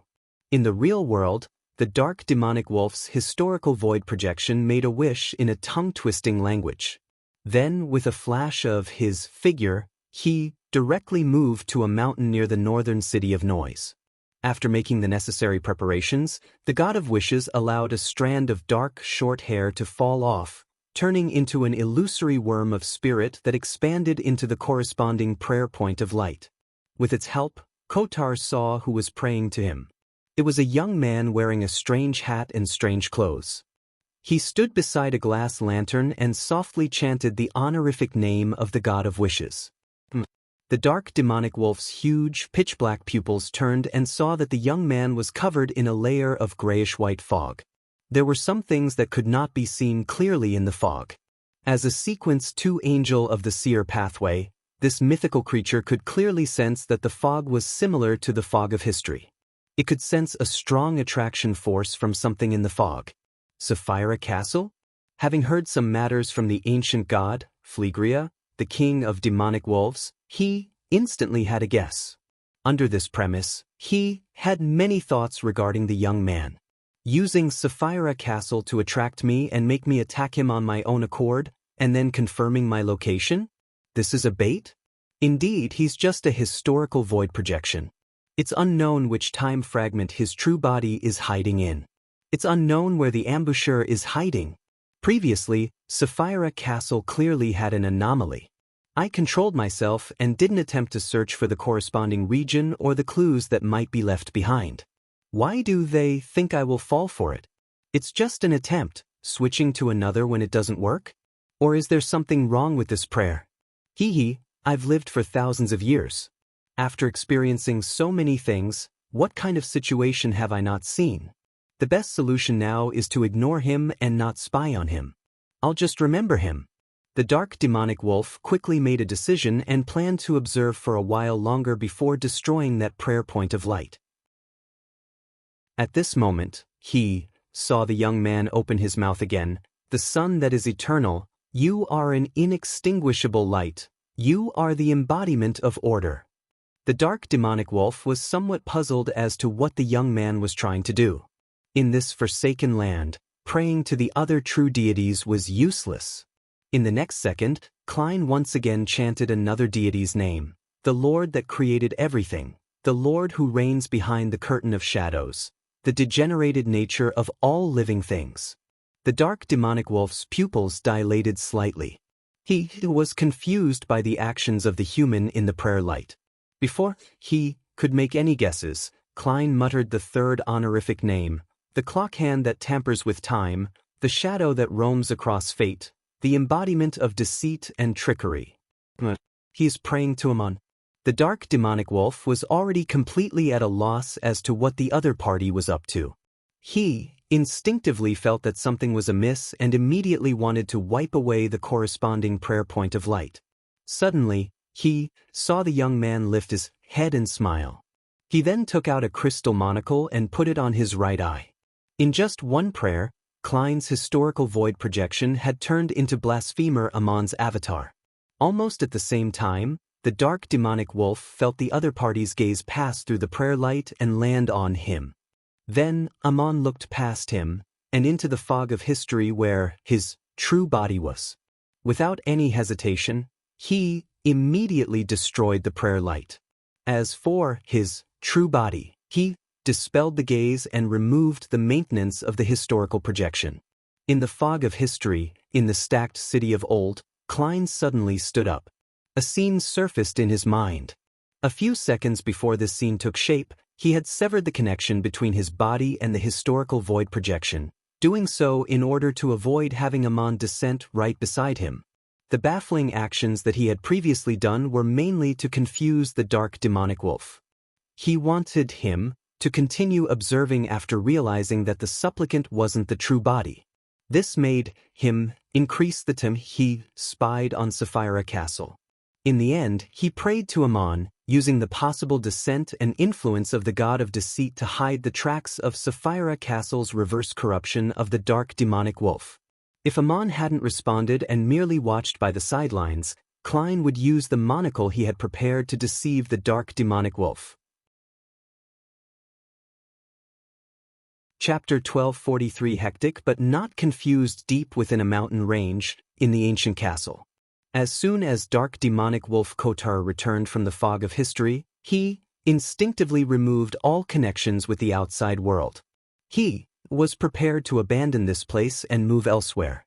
Although he still hadn't figured out what had happened, with an accident already happening, his experience told him that he couldn't take any chances at all. He should retreat and give up as required of him. At the same time, a thought came to Klein's mind in the city of old. His figure instantly appeared in the ancient palace above the gray fog. At the seat belonging to the fool, he merged with the constantly distorted and scattered crimson figure and took form. In this mysterious space, the crimson stars that represented justice, the hanged man, the star, and the other members of the tarot club were constantly expanding and shrinking. They emitted layers of ripples that formed a mighty wave.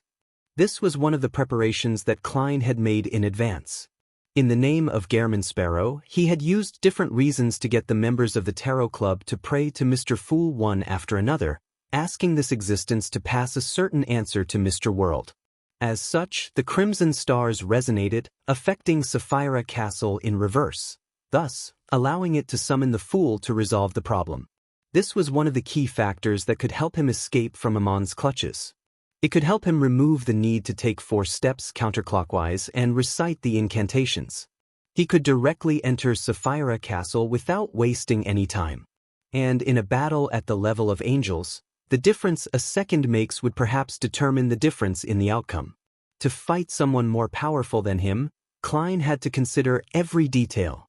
Sitting in the high-back chair belonging to the fool, he beckoned for the staff of the stars and sea god scepter while observing the other changes in Sapphira Castle. In the grayish-white fog, there was an additional crimson glow that was rapidly shrinking, almost disappearing in no time. Around the fool's seat, ripples of light bloomed as though they were forming a pure passageway. He could barely make out a gigantic demonic wolf's figure from the crimson glow. This was a result of Kotar's spying on Sapphira Castle. Through the passage of time, he had gained a certain understanding of the situation and had unknowingly been invaded. As such, he established a preliminary connection with Sapphira Castle.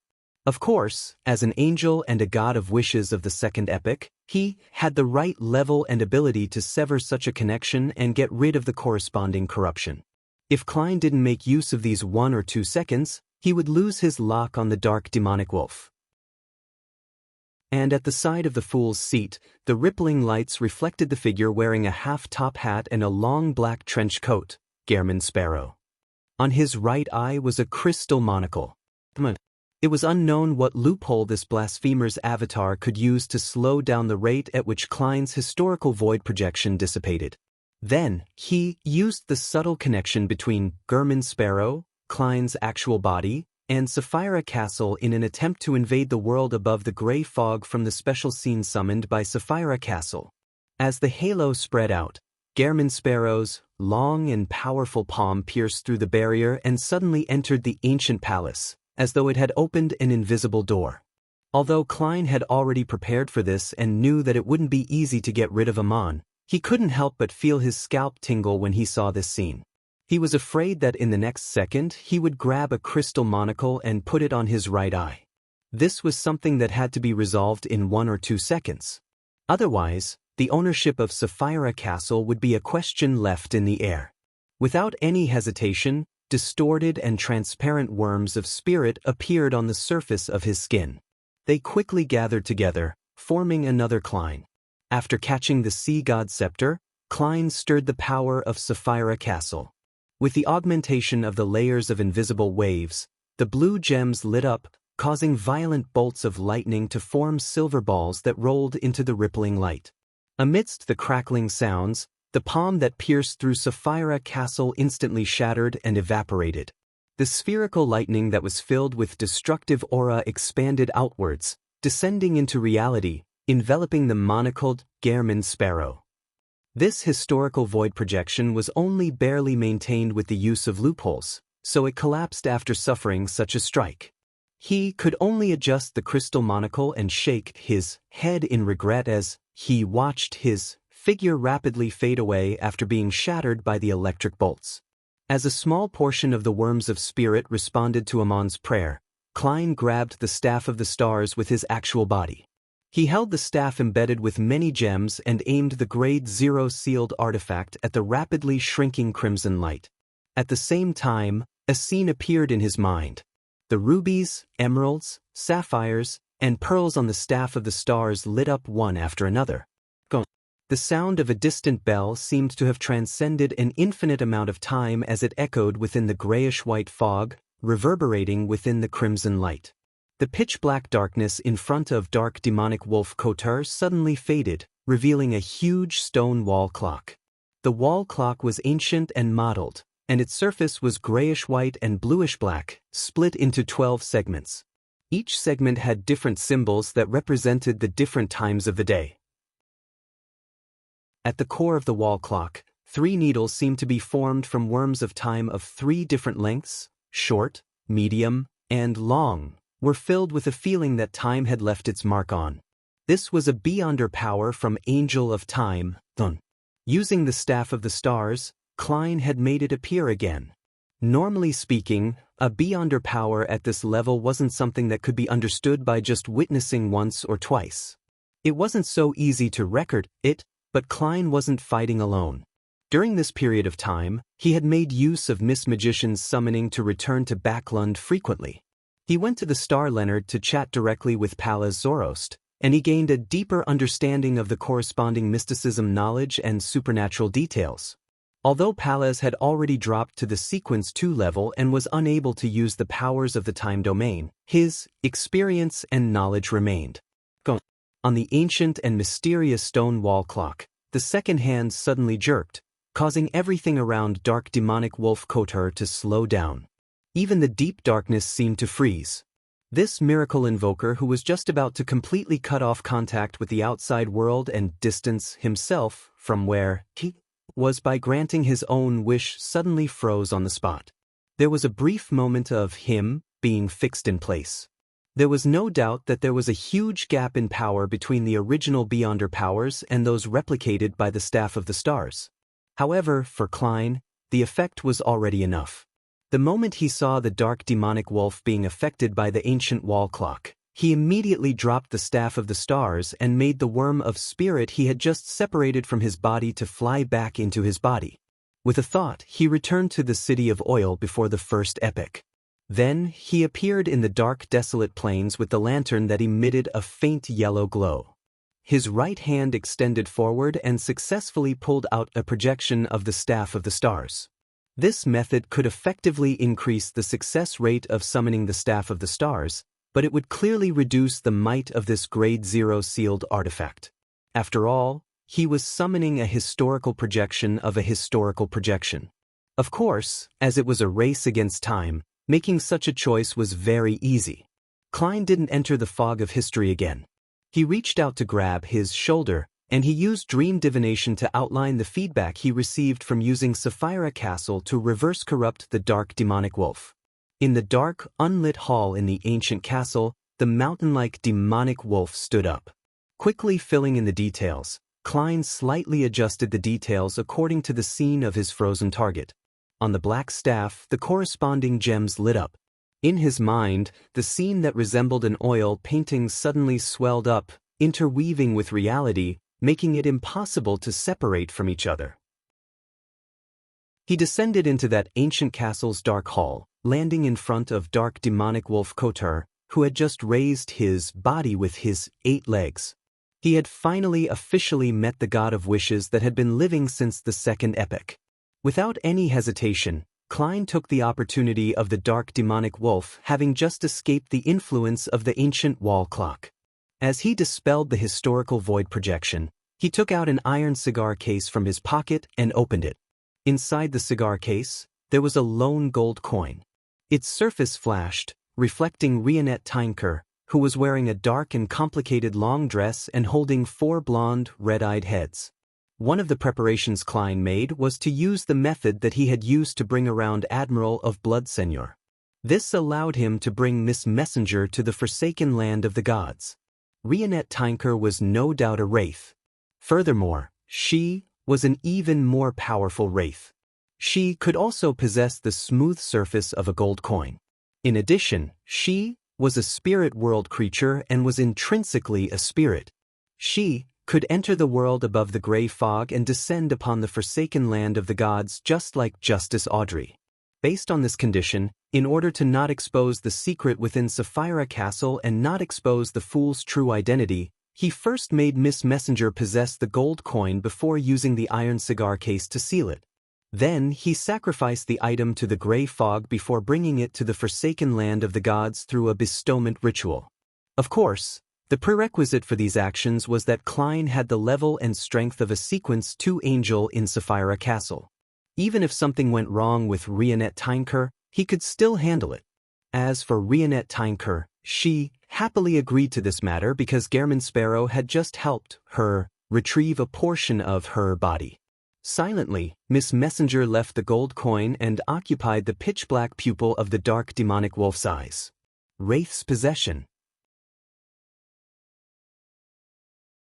Chapter 1244 Wish. Just as Rionette Tynker's figure appeared in dark demonic wolf Kotar's pupils, she left the window to the heart and began expanding back to her original size.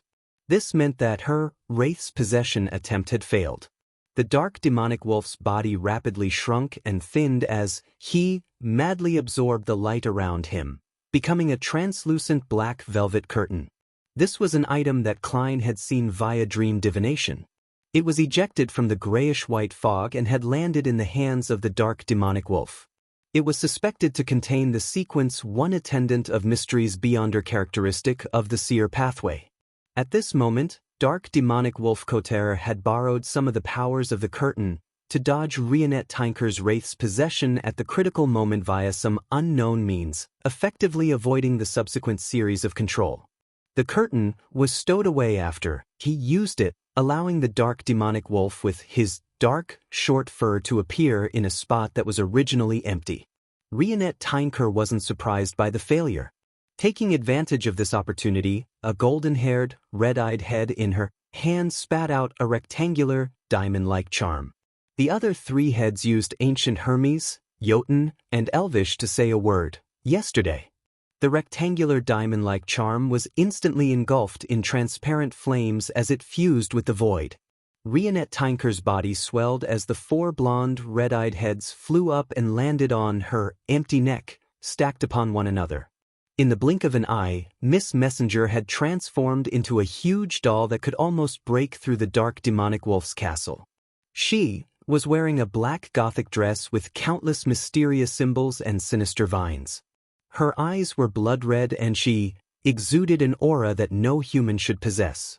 Dark demonic wolf Koter didn't attempt to stop Rionette Tinker from borrowing strength from her past, nor did he immediately show his complete mythical creature form. With 8 feet on the ground, he raised his neck and let out a roar. This roar seemed to be of a higher level, containing words similar to Jotun. It made the curtain float up and instantly expand, blanketing the ancient castle from top to bottom. The curtain quickly turned transparent and fused with the building. It was as though it had never appeared or had any effect on it. However, Klein's spiritual intuition told him that this place was already isolated from the outside world. If he wanted to leave, he had to first break the invisible barrier. In other words, that curtain made the dark demonic wolf's castle become an independent kingdom. This was the embryonic form of a divine kingdom. Klein, who had just failed and planned on continuing to summon angels to help him, had a spark of inspiration. He instantly changed his mind, reaching into the void and dragging out another hymn. It was Gehrman Sparrow, one who was holding a historical projection of the Staff of the Stars. Right on the heels of that, Klein controlled his historical projection to turn him into his marionette and transfer some worms of spirit over. While he was busy with these matters, Rionette Tinker had already recovered to her peak condition. Her bright red eyes reflected the 8-legged demonic wolf. With a faint flash, the dark demonic wolf turned into a white goat. However, outside the dark hall, a giant holding a broom suddenly trembled and transformed into a demonic wolf with a tuft of gray hair on its forehead. At the moment when the curse was cast on him, a miracle invoker, he had swapped places with his marionette. He opened his mouth once again and let out a roar. This roar also contained words that mostly resembled the source of Jotun, describing a beautiful wish. I wish for all godhood here to dissipate. In the next second, as the god of wishes, the dark demonic wolf granted his wish. Klein immediately felt his godhood being repressed. The beyonder powers that stemmed from Scholar of Yore and Bizarro Sorcerer could no longer be used. Fortunately, the historical projection was maintained with spirituality. As long as the summoning was successful, it wouldn't be dispelled by the dark demonic wolf's wish. Similarly, as Klein had already turned his historical projection into a marionette and transferred a number of worms of spirit over, he could still swap locations with his projection. Apart from him, Rionette Tinker and Dark Demonic Wolf were also affected by the wish that had been granted. Their beyonder powers above Sequence 5 had vanished into thin air, making it difficult to use them. Of course, be it the demonic wolf marionette that had turned into a goat, or the gigantic doll-like Rionette Tinker, there was no change in their form. What existed was reasonable, so it couldn't be eliminated by the power of wishes. After making this wish, the dark demonic wolf arched his back and bent his body slightly.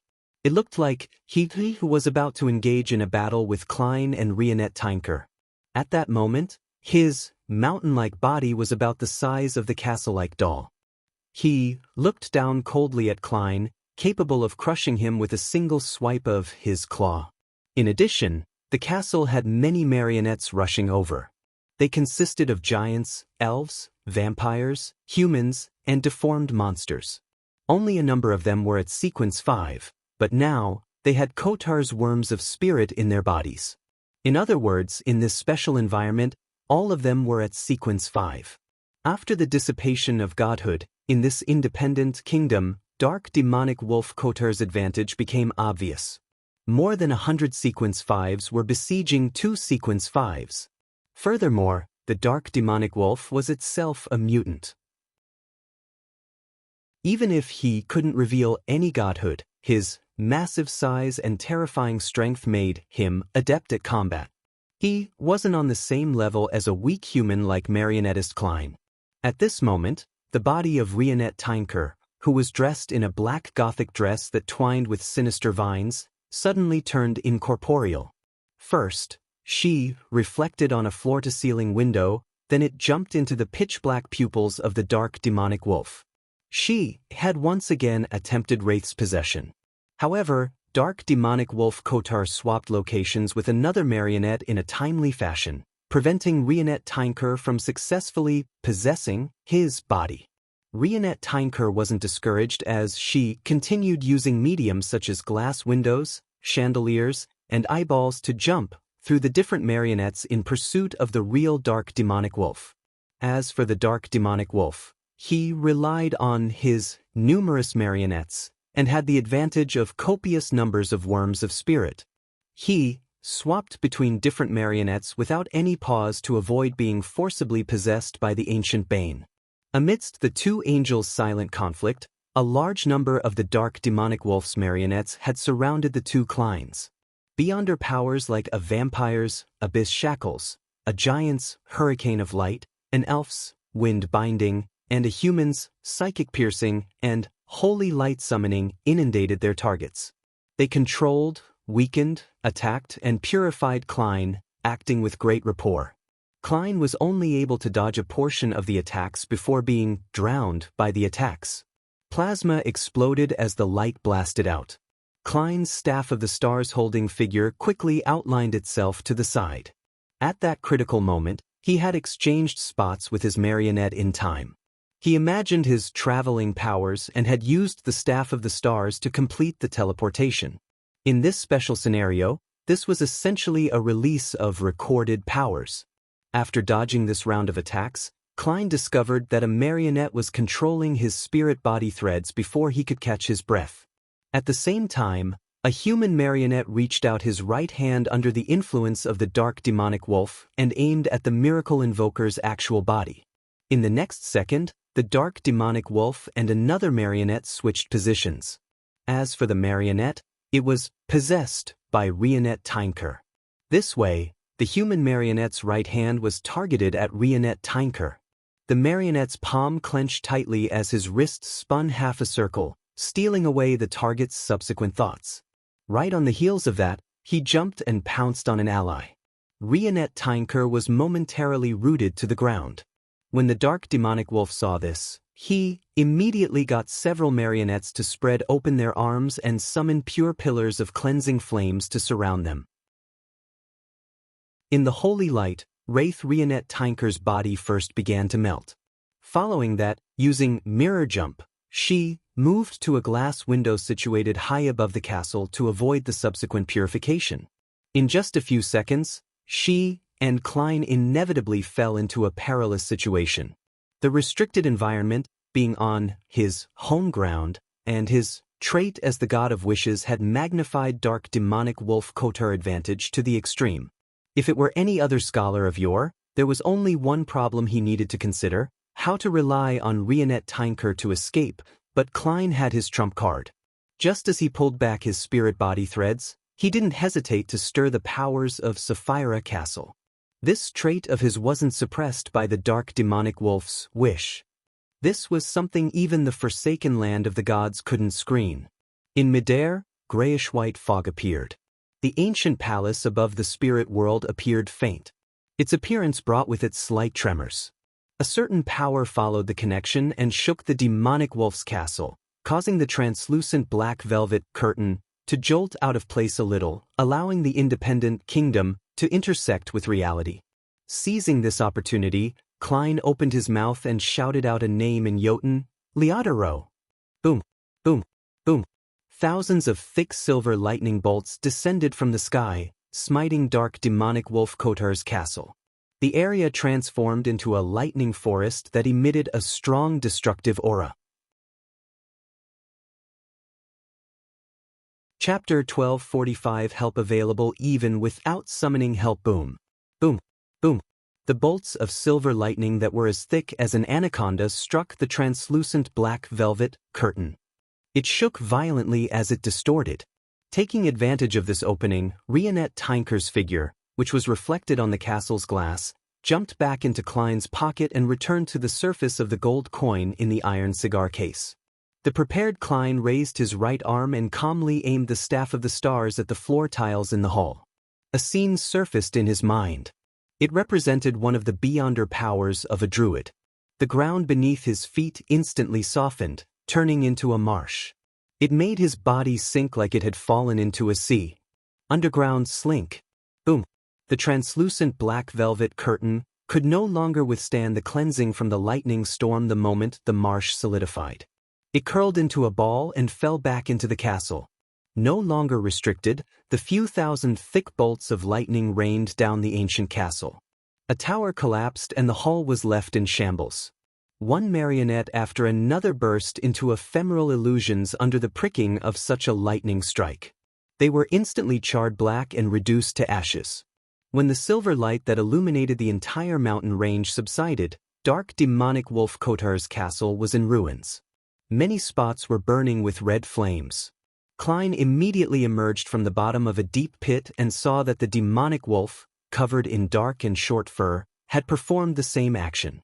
Relying on the 3 druids among his marionettes, had successfully hidden underground to avoid the lightning bombardment. And at that moment, the independent kingdom created by the curtain had completely disintegrated. However, the dark demonic wolf's wish hadn't completely expired.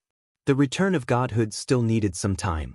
Without any hesitation, both parties engaged in another intense battle. Kotar allowed the crinkled curtain to fly up and drape him, so as to prevent the wraith's possession. After all, there were only 3 of his marionettes left. Of course, this way, he could no longer swap locations with his marionettes. At the same time, Rionette Tinker left the gold coin in Klein's pocket and floated towards the 8-legged demonic wolf. She had given up on the idea of possession as her arms suddenly swelled. A few strands of gray hair grew from the back of her hand, and her nails became long, sharp, and firm. Werewolf transformation. This doll-like baneful entity became a huge werewolf. She kept moving at high speeds, waving her sharp claws as she engaged in an intense battle with the hill-like dark demonic wolf. Amidst the clashing sounds, Klein was attacked by Kotar's 3 remaining marionettes. One of them raised his head and roared, causing brown short hair to tear through his clothes. In an instant, he transformed into a terrifying giant bear that was twice the height of a person. One crouched down, pressing his palms against the ground, while the other raised his right hand and yanked his hair. At that moment, a crimson flame surged out of Klein's clothes, instantly devouring him. His figure appeared in a sea of flames to the side. Then he jumped out, raised his staff, and charged straight at the huge brown bear. And at the spot where he was originally standing, dark green mutated vines pierced through the ground and grew wildly, stirring the remnant flames in the middle. Tut, tut, tut. The huge brown bear didn't back down. With heavy strides, it rushed towards Klein like a high-speed steam locomotive. It spread open its arms, trying to give him a passionate hug that could crush all his bones and squeeze all his chest muscles together. Tut, tut, tut. As his black trench coat flailed to his back, Klein didn't retreat.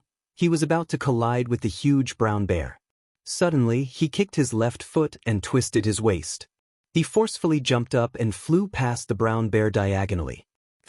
As the two crossed each other, Klein swung his black staff down and ruthlessly struck the brown bear's shoulder. Normally, such an attack wouldn't have been able to hurt the thick hide of the brown bear.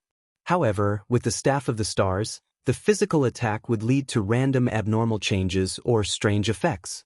Of course, under the God of Wishes' suppression, these changes and effects wouldn't exceed that of a sequence 4 beyonder power. As the sound of the staff's strike reverberated, the huge brown bear's shoulder tore open diagonally from its shoulder. The bottom half of its torso teleported more than 10 meters away while the remaining portion remained in place. The brown bear's internal organs and blood gushed to the ground in a rather shocking scene. However, the brown bear wasn't dead yet. Its two halves were squirming as it struggled to stabilize his center of mass and continued attacking. As a marionette, he had long died. Such damage was nothing.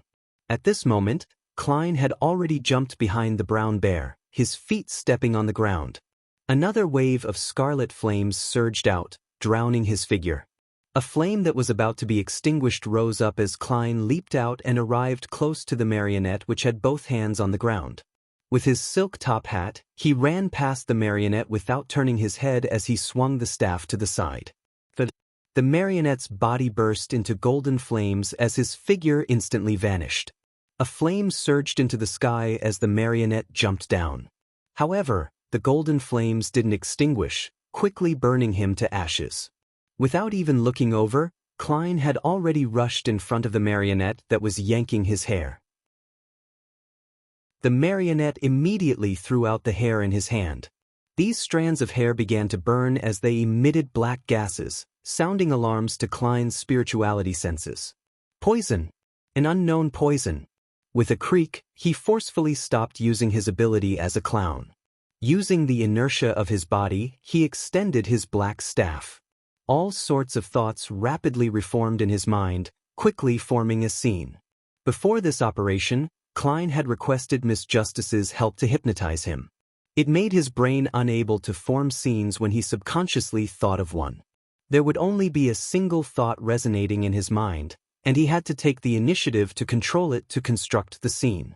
This allowed him to use the Staff of the Stars for a long time without being affected by the negative effects. As for the flaws of thinking in such a manner, Klein felt that it was still acceptable under predetermined conditions. Without a sound, the gems embedded in the Staff of the Stars lit up. A pure white and holy pillar of light descended from the sky, enveloping the black gas and the corresponding marionette. The poison quickly melted under the sun's burning. It was the same with the marionette. With a remnant glow still in his eyes, Klein instinctively turned around and aimed his staff at the brown bear that was split into two. Silver lightning flashed spontaneously before the separated brown bear's body finally collapsed, unable to get up again. In just a few seconds, Klein had finished off the remaining marionettes of the dark demonic wolf. After Sapphira Castle's anomaly, be it him or the God of Wishes, time became abnormally precious. No one was willing to stall for time, because it wouldn't be long before high-level existences like the true creator and angel of time Amon in the forsaken land of the gods descended. Upon seeing this, dark demonic wolf Kotar trembled violently and flung out the translucent velvet curtain. The curtain first vanished into thin air before it suddenly appeared behind Klein. Just as his spirituality was about to send a warning, it covered him and wrapped him within it. Klein's vision immediately darkened as he felt his thoughts turn sluggish. His spirit body threads were being inoculated onto the curtain, one thread at a time. He attempted using Flaming Jump, softening his bones, and using the Staff of the Stars, but he was unable to succeed in such an abnormal state. The black velvet curtain became tighter and tighter, revealing the corresponding marks of his eyes, nose, and mouth, as though it was squeezing out a brand new person. Rionette Tynker immediately jumped and appeared on the translucent curtain, purging it from Klein's body and teleporting elsewhere. The dark demonic wolf seized the opportunity and raised his neck, letting out a roar.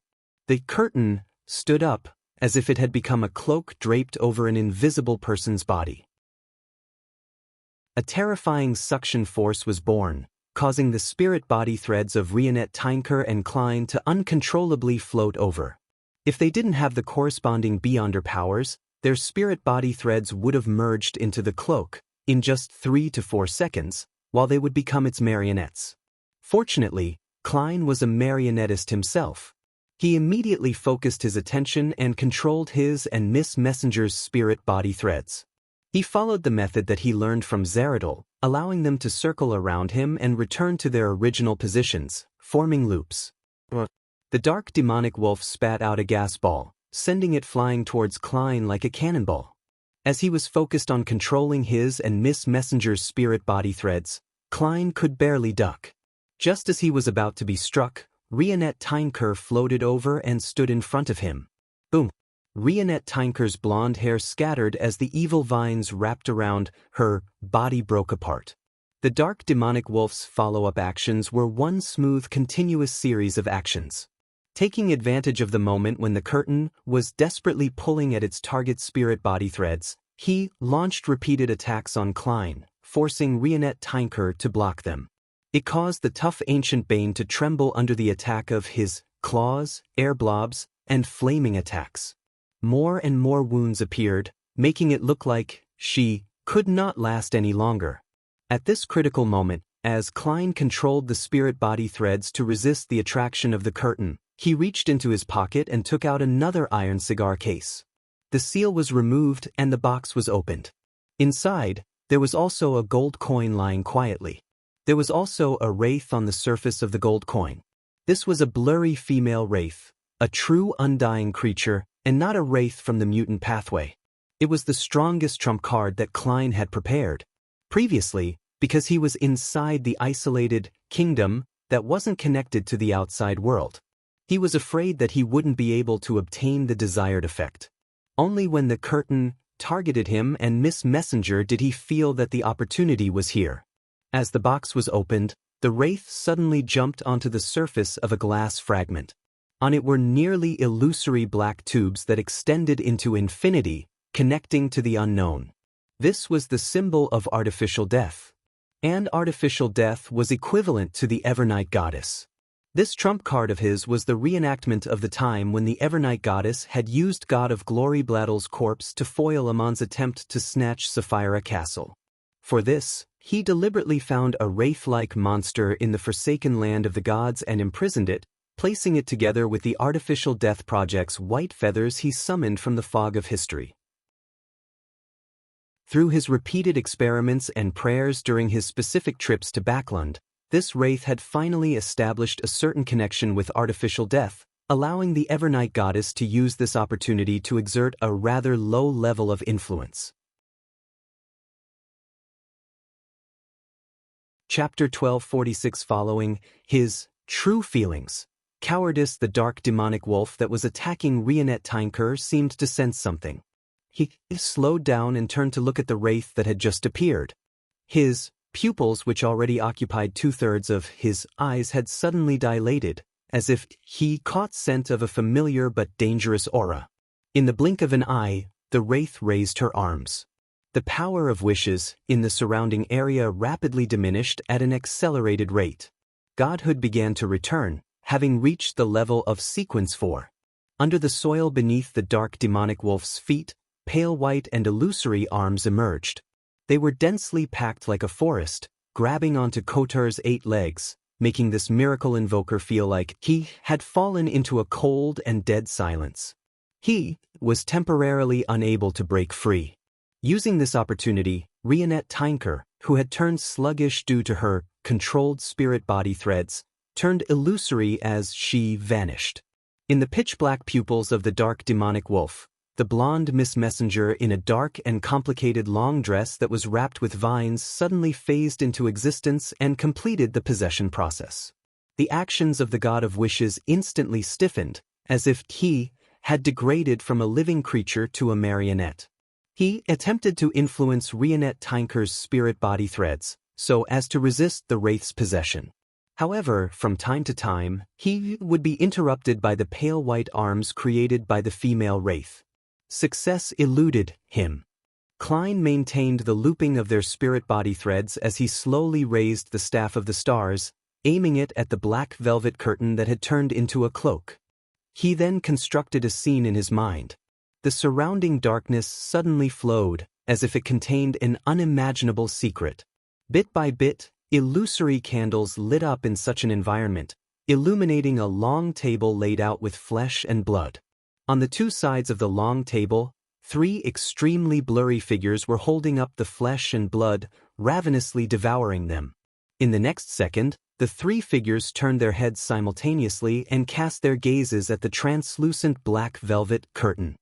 The crazy suction force emitted by the curtain came to an abrupt halt as it hovered in its original spot. It was as if it had momentarily forgotten who it was, whose side it was on, and what it should do. Feast of Betrayal. Fairy tale magic's Feast of Betrayal. The fairy tale magic that Klein had just used was the Feast of Betrayal that originated from the hermit Catlia. Its effect was to temporarily awaken the items in the target's hands or imbue them with intelligence, allowing them to carry out betrayals. This was a sequence 4 beyond power, so it couldn't be used under the restrictions of the power of wishes. At the same time, as the Staff of the Stars' emulated spell was lacking compared to the original spell, as well as the fact that it didn't harbor any ill intentions towards the dark demonic wolf, it only appeared lost and didn't fervently attack its master. And the moment Klein extricated himself from the influence of the curtain, he immediately snapped his fingers, letting the scarlet flames drown him. In an instant, he appeared in a flame beside the dark demonic wolf wearing a half-top hat and a long black trench coat. The scarlet flame soared up, transforming into a blazing flame that allowed him to easily leap out. He arched his back slightly and raised the Staff of Stars as he dashed towards the towering demonic wolf. Tut, tut, tut. Klein ran faster and faster, as though transforming into a strong gust of wind. What welcomed him was the dark demonic wolf that barely managed to lift up his front two claws that had broken free of the restraints. Put, put. Klein waved his black staff to his left and right, accurately hitting the two front claws of Kotor, making them pause momentarily. At the same time, he crouched down and slid under the dark demonic wolf's two front claws. Amidst the howling winds, Klein turned around in midair and thrust upwards with the Staff of the Stars. With a poof, the gem-embedded black staff pierced through the dark and short-furred skin, driving deeply into the dark demonic wolf's body. A ludicrous gash tore open. Deep black blood with hints of red gushed out like a flood, spraying a substance with strong corrosive properties that belonged to a mythical creature at Klein. But at that moment, Klein's momentum had brought him flying under the dark demonic wolf. He was preparing to launch his second round of attacks. Suddenly he heard an intermittent roar. This was from Wraith's possession. Due to the difficulty in moving, what dark demonic wolf Kotar meant was, Leo, Aro. Klein's gaze froze as the dark demonic wolf's mocking smile appeared in his mind. He wasn't the only one who could stir the remaining divine powers. He could do so, but so could dark demonic wolf Kotar. Even though this miracle invoker didn't know that Wind Angel, Leodoro, had already become the Lord of Storms, he naturally knew what to do thanks to Klein's demonstration from before. Who wouldn't know how to do a simple imitation? Boom, boom, boom. Silvery white bolts of lightning smote down like gushing water from a water pipe. They rained over the ruins of the ancient castle, completely drowning all the figures. Klein didn't manage to react in time. After hearing the first half of the word, he had already used the powers of Clown to forcefully twist his body around. With a stomp of his right foot, he returned under the dark demonic wolf's body. As for Rionette Tinker, she had jumped onto the gold coin in his pocket. Immediately following that, Klein genuflected and inserted the Staff of the Stars into the ground. Boom! Boom! Boom! The vast storm tore through everything in its way. By the time the terrifying lightning forest dissipated, the ancient castle that belonged to the dark demonic wolf couldn't even be considered a ruin. There were no traces of it at all, leaving only a charred crater. Within the deep pit, paper figurines were blown up as they were reduced to ashes. Without a sound, a piece of soil that shimmered with the glint of rainbow-colored glass softened. Klein's burnt hand reached out. With the dark demonic wolf suffering the brunt of the damage, he had used paper figurine substitutes and underground slink to barely survive. He could faintly smell the aroma of roasted meat exuding from his body. After returning to the ground, the tattered-clothed Klein turned his gaze and took in the battlefield situation. The remnants of the dark demonic wolf's corpse were scattered everywhere. Its flesh was charred and lifeless. The curtain was curled into a ball, having fallen to the edge of the deep crater, motionless. The power of wishes had been completely wiped out, and godhood had returned to this region. The wraith that had a connection with artificial death had been destroyed. If it were any other Beyonder, they would probably think that the dark demonic wolf had chosen an outcome of mutual destruction, but as a demigod of the seer pathway, and having enjoyed the benefits of a miracle invoker ahead of time, something else flashed across Klein's mind. What is a miracle? A miracle is to be resurrected from the dead. When the dark demonic wolf saw that the situation wasn't right, he didn't hesitate to summon divine punishment in an attempt to kill everyone. Then, he could revive somewhere nearby. I almost used up my last revival. With regards to such matters, Klein had a certain contingency plan. He immediately used a charm engraved with the Fool's patterns, and used it as a proxy for praying to Mr. Fool in front of Miss Messenger. Then he used the summoning of Sapphira Castle that had yet to disappear to enter the world above the gray fog with a thought. He then relied on the prayer light's true vision to inspect the surroundings to seek out the resurrected dark demonic wolf. At this moment, Rionette Tynker left the gold coin in Klein's pocket and appeared beside the curtain that was curled into a ball. Her voice was slightly ethereal as she said, "It has a miracle invoker Beyonder characteristic." A miracle invoker's Beyonder characteristic? That's right. The dark demonic wolf possesses one of the 6 Miss Miracle Invoker characteristics under the premise that all the attendants of mysteries are accounted for. Under normal circumstances, the remaining attendant of mysteries Beyonder characteristic also has one set of Miracle Invoker Beyonder characteristic. As Miss Messenger spoke, Klein's spiritual intuition also sensed it. After confirming her judgment, he connected it to Willa Septon's answer. There should be a total of 9 Miracle Invoker Beyonder characteristics, but under the premise that the attendant of mysteries are all filled, the 3 sequence ones would definitely each occupy 1 sequence 2 characteristic. The remaining 6 Miracle Invoker characteristics belong to Zeratul, Antigonus, the Magic Wishing Lamp, Theater with Curtains That Never Draw, The Last Banquet, and the Dark Demonic Wolf respectively. He had originally hoped to obtain the dark demonic wolf's characteristic, but he hadn't expected that the curtain not only had a sequence 1 attendant of mysteries characteristic but also a sequence 2 miracle invoker characteristic. It was also the one that had disappeared. It looks like the reason for its disappearance was also because of the gray fog. Later on it was spat out. Do I still seek out the resurrected dark demonic wolf? No, I don't know when the true creator and Amon will descend. Furthermore, I've already exhausted most of my preparations. The dark demonic wolf is still in perfect condition. He can make a wish, summon, and create miracles. After all, my goal has already been met. As his thoughts raced, Klein looked up and said to Miss Messenger, "I'll put this curtain away." He gave up the thought of chasing after the dark demonic wolf and decided to control the curtain while it was still weak. Rionette Tynker nodded slightly and turned her head, casting her gaze at the charred remains of the dark demonic wolf. The remains immediately emitted a faint glow, either turning into white rabbits or transforming into goats. They were the kind that smelled rich and flavorful. In a hidden area nearby, the dark, short-furred dark demonic wolf quickly took shape. He gave up on his original corpse and immediately made a wish and granted it. He teleported to a distant spot and then ran off without looking back. This god of wishes didn't even consider the loss of the curtain. He didn't choose to revive where he died because he hoped to use the curtain to stall the fellow who was closely related to Evernight. This gave him plenty of time to escape. Since he could survive from the second epoch until now, he had followed his true feelings, cowardice. He refused to be greedy when the situation didn't allow for it. With a flash, the demonic wolf with a gray tuft of hair on his forehead disappeared into the darkness.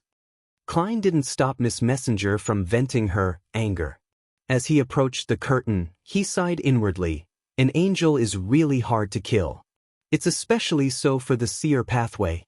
As this thought flashed through his mind, and just as he was about to drag his past self out to pick up the curtain, he suddenly felt a familiar aura descend. This aura was dark, foul, and full of degeneration. It immediately made him think of the true creator. The curtain suddenly floated up and turned into a cloak. Inside the cloak, the darkness turned into a whirlpool as it hummed, "Mysteries." Chapter 1247 Finally Mysteries. Klein's heart palpitated when he heard that. He subconsciously wanted to return to Sapphira Castle and leave the scene. However, no matter how much he tried, his spirit body remained inside his body without any changes. This vexed Klein. He instinctively cast his gaze towards Rionette Tinker, who was beside him. He saw that Miss Messenger had already floated over, looking like she was facing a terrifying enemy. And the surrounding darkness froze like a cold lake. Lightning stopped streaking across the sky. Mysteries. Klein felt a slight sense of security as he thought back to the title he had just heard. He was no stranger to that. However, the last person who addressed him in this manner was the ancient sun god, the City of Silver's creator, from 2,000 years ago. Before he died, he sensed Klein's divination and shouted this out through an insurmountable distance of space and time. No way. The true creator is equivalent to the ancient sun god? No, he is only a sequence 0 true god, far from the level of the creator that I assumed. Furthermore, from Amon's attitude, the ancient sun god must have really perished. The true creator is the pitch-black infant that emerged from the ancient sun god's stomach and inherited some of the ancient sun god's characteristics and memories. He is the degenerated body of that creator? Klein composed himself and attempted to rapidly think of a solution to his present conundrum. At this moment, in the cloak formed by the curtain, the dark whirlpool made another sound, "Go to the Giant King's court and meet Sasra." This sentence directly reverberated in Klein's mind. Then, in the form of an illusory word, it shrunk into a pitch-black membrane, forming a strange seed. The seed immediately fell into his body and spirit body, melting inside. Without waiting for a response, the dark whirlpool dissipated.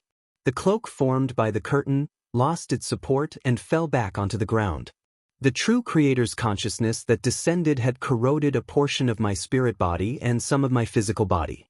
I'm compelled to go to the Giant King's court and open the slumbering dark angel Sasra's palace.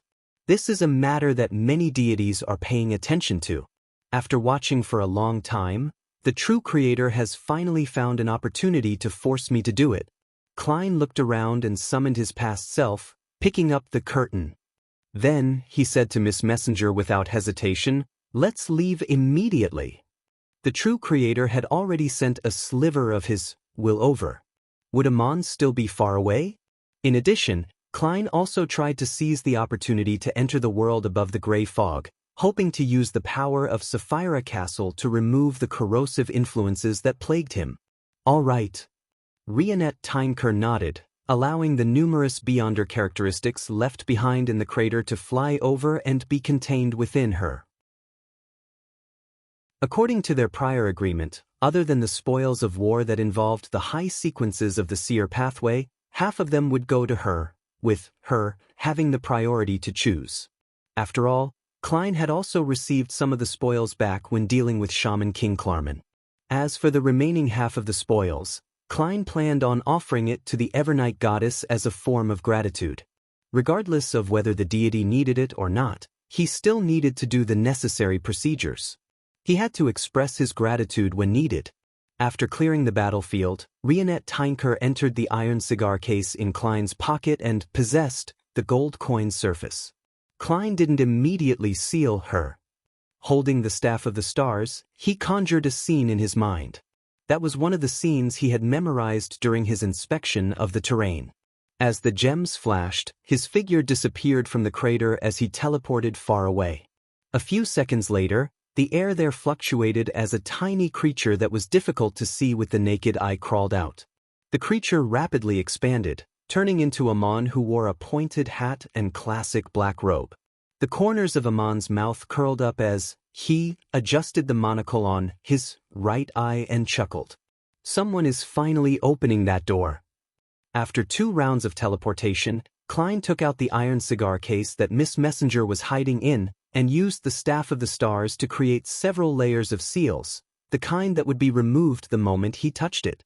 Right on the heels of that, he entered the fog of history and dashed all the way to a time before the first epoch. He relied on the prayers he had yet to reply to and instantly entered the world above the gray fog through the summoning of Sapphira Castle. As the roars and the ravings echoed, he felt the corrosion in his spirit body gather together, curling into a ball. Despite passing through layers of cleansing effects, it managed to maintain its stability and didn't completely evaporate.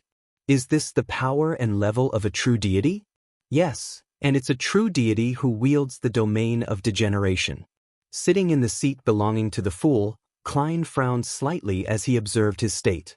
The corrosion created by the true creator wasn't strong.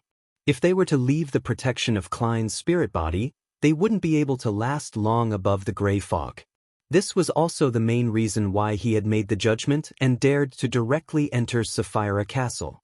However, unless he planned on dying again, there was no way he could bypass his own spirit body to remove the corrosion. With the help of divination and other abilities, Klein quickly figured out the various effects of the corrosion. It wouldn't mutate, send a message to the true creator, or interfere with what he did. It would only continue to steer him via mystic means towards the Giant King's court. It compelled Klein to open the palace where Dark Angel Sasra was in deep sleep.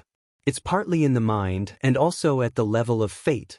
When I become a miracle invoker and become an angel, deepening my control of Sapphira Castle, I should be able to clear this corruption.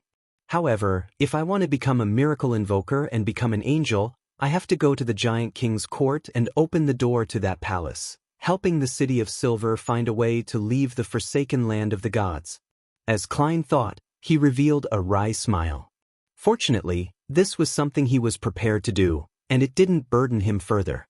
Following that, Klein summoned the unshadowed crucifix from the fog of history, attempting to use the power of Sapphira Castle to drive it into purifying his body.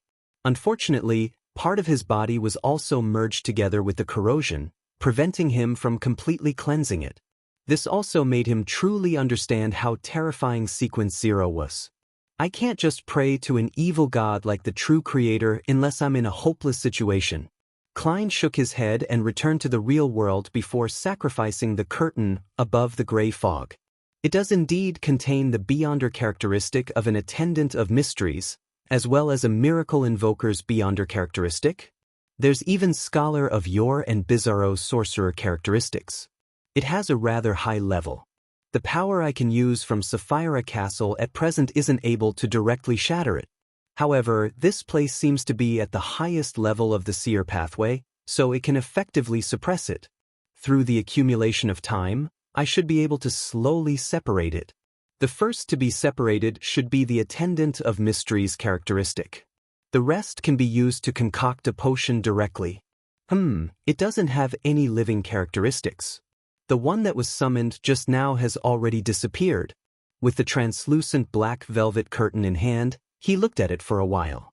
Then, he activated Sapphira Castle and conjured a metal pot which was boiling with invisible power.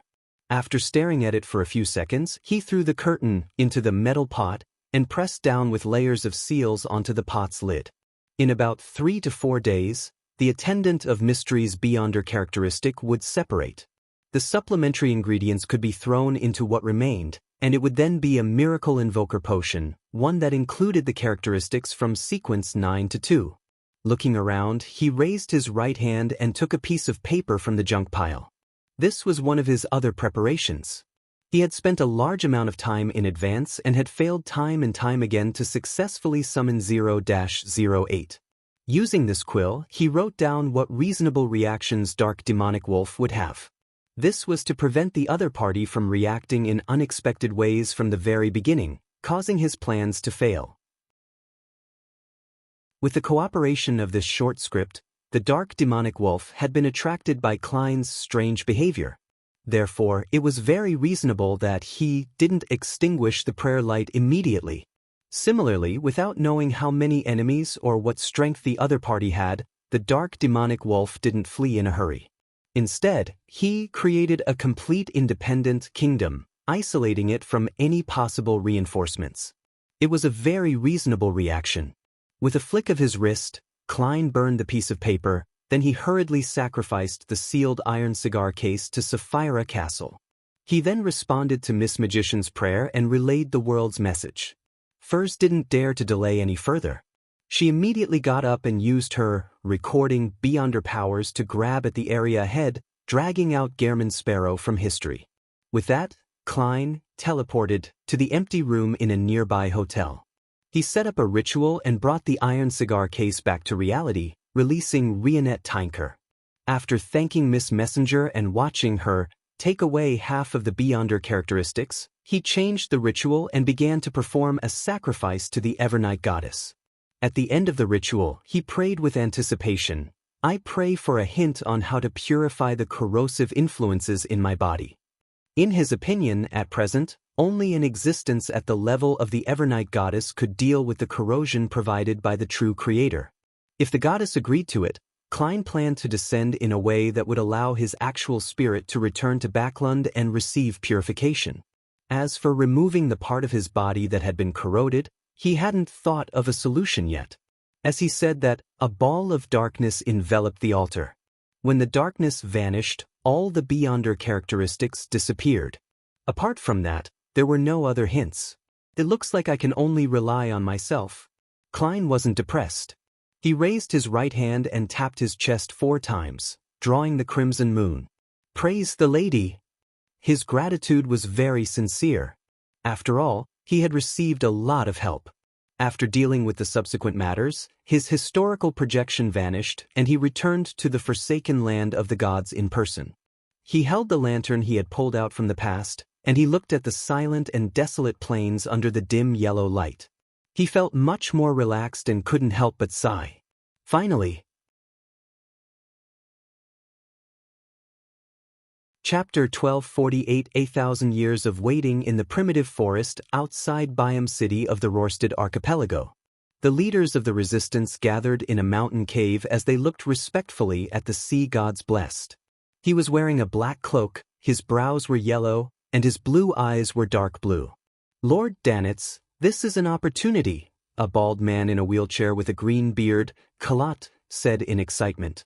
His partner, Edmonton, whose face was colored with short red patterns, immediately said, Lord Danitz, according to our intelligence officers, the situation in Byam is chaotic. Be it the Church of the Lord of Storms or the Governor General's office, everyone is feeling anxious because of the encirclement of Backlund by the Fasak military forces. Having said that, Edmonton looked at Kalat and got the person in charge of the corresponding field to give a more detailed description. Kalat looked at the solemn-looking Lord Danitz and deliberated over his words. Internal cracks amongst them can already be seen. Some people wish to commandeer the forces of the colonies to support Backlund, while others wish to hold on to this place as the tinder for their resurgence. This difference in opinion has caused the military and the Beyonders of the Church of the Lord of Storms to be at a loss. There are flaws in every aspect. Lord Danitz, this is our chance. We can agree to the conditions of Fasak and the Fainapotter Navy. We can cooperate with them to attack Byam and take back our kingdom. It's indeed an opportunity, but is this something I can decide? It's not like I'm stupid. Danitz listened quietly to the leaders of the resistance and muttered to himself. Having grown up in Intis, this famous pirate, treasure hunter didn't have any qualms about attacking the lone colonies. He had zero hesitation or uncertainty about it. Of course, he didn't have a strong sense of belonging to the Intis Republic either. In fact, when he was occasionally a part-time pirate, he preferred targeting businessmen from Intis. This was because they often carried more valuable luxury items with them. There was only one reason why Danitz didn't agree on the spot to the request of the resistance's leaders. It was because he had become a conspirer, so he knew very well what his position was. A human mouthpiece. A tool that was responsible for passing messages between Gehrman Sparrow and the leaders of the resistance. Gehrman is most likely Loanese. If I were to agree to it directly, I might not be able to see tomorrow's sun. However, he acts like he doesn't care about loan at all. Dogs it. I can't be fooled by such superficial appearances. Danitz cleared his throat and surveyed the area. This matter is of grave importance. Prepare a clean and serene altar immediately. I need to pray to God. In an organization that believed in the sea god, such a request didn't surprise the likes of Kalat, Edmonton, and the others. It even met their expectations. Hence, they immediately arranged for people to prepare for the sacrifice. The resistance in the Rørsted archipelago can't sit still any longer. They were also supported by countries like Fasak, Intis, and Fanapotter to survive this long, or else they would have been annihilated by Lone and the three churches. I even got them to extract quite a bit of help from the various countries. After hearing Danitz's prayers, he sighed. Sitting in the ancient palace, he lightly tapped the edge of the modeled table in front of him. After pondering for a few seconds, he conjured the world Gehrman sparrow. The crazy adventurer immediately took on a praying posture and said in a deep voice, "Use the current situation to directly negotiate with the upper echelons of the Church of Storms and the Governor General's office. Exert pressure on them. The goal is to force them to give in and accept the idea of self-governance by the people of the Rørsted archipelago. The resistance can guarantee that the Loanese will have most of their interests protected, allowing them to mobilize the troops and beyonders to reinforce Backlund." Inside the clean and tidy altar, Danitz, who received the feedback, straightened his back. He turned around and looked at the leaders waiting outside. He said with a solemn expression, "I have received a revelation. God has informed us that every citizen of His is precious. Unnecessary sacrifices for the sake of war should be avoided. We absolutely wouldn't want to start a war, but we are not afraid of having one. In short, let's try to use the present situation to negotiate with Lone with our forces, forcing them to make a concession that will satisfy most of us. If not, we can consider war. God says to remember the hatred, but don't let it blind your rationality. The people around you and a beautiful future are the most important things." After becoming a conspirer, Danitz realized that his powers of persuasion and his ability to fabricate explanations were increasing by leaps and bounds. Many a time, his thoughts would automatically take shape when he opened his mouth. Kalat, Edmonton, and the other leaders of the resistance all had a deep hatred for the lone colonial masters, but the words of the sea god and Lord Danitz had successfully wavered their resolve. They had a clear understanding of how powerful the Sea King was over this period of time. If the war developed to the point where both parties were blinded with bloodlust, the Blue Mountain Island where Byam was located might be completely submerged by the sea and become a ruin. All the locals would end up being dragged to the grave by their actions. The powerhouses from Fasak and Fanapotter were indeed capable of stopping the situation from collapsing.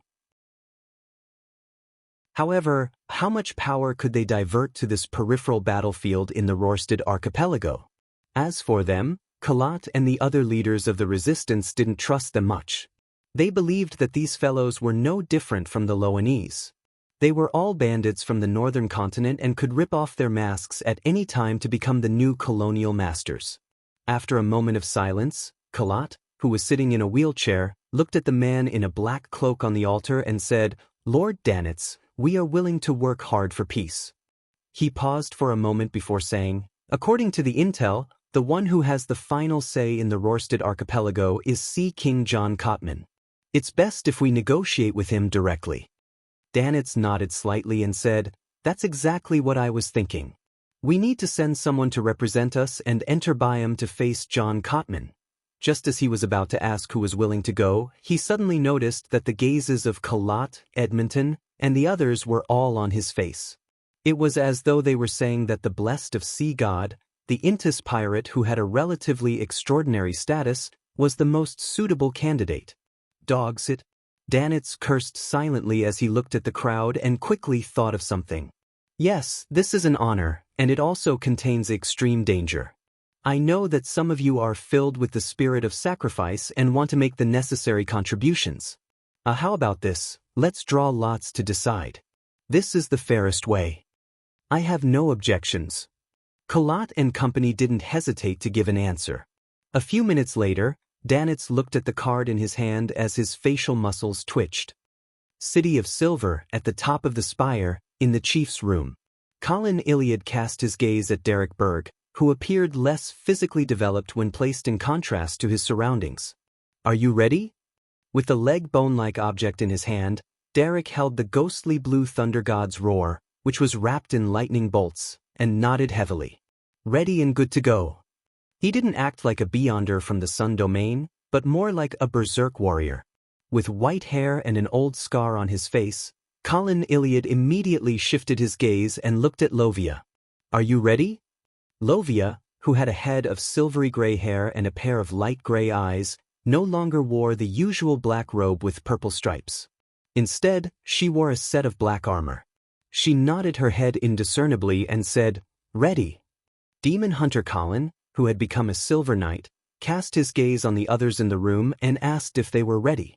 After receiving a positive response, Colin Iliad slowly walked to a wall, removed the two swords hanging on it, and carried them behind him.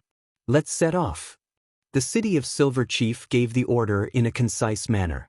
The team that he led would once again head to the afternoon town camp. They would explore the giant king's court further and find a path to the real sea. Amidst the clinking sounds of metal, Lovia, Derek, and company silently followed behind the chief. They walked out of the room and down the stairs in an orderly manner. Along the way, they saw Waite Chermont and the other elders of the six-member council. They saw the City of Silver residents maintaining order in the spire.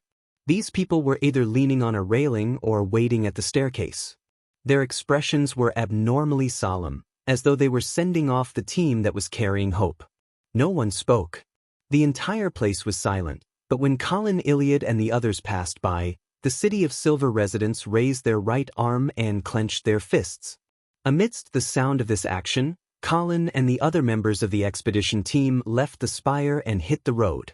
They immediately lit lanterns covered in animal hide.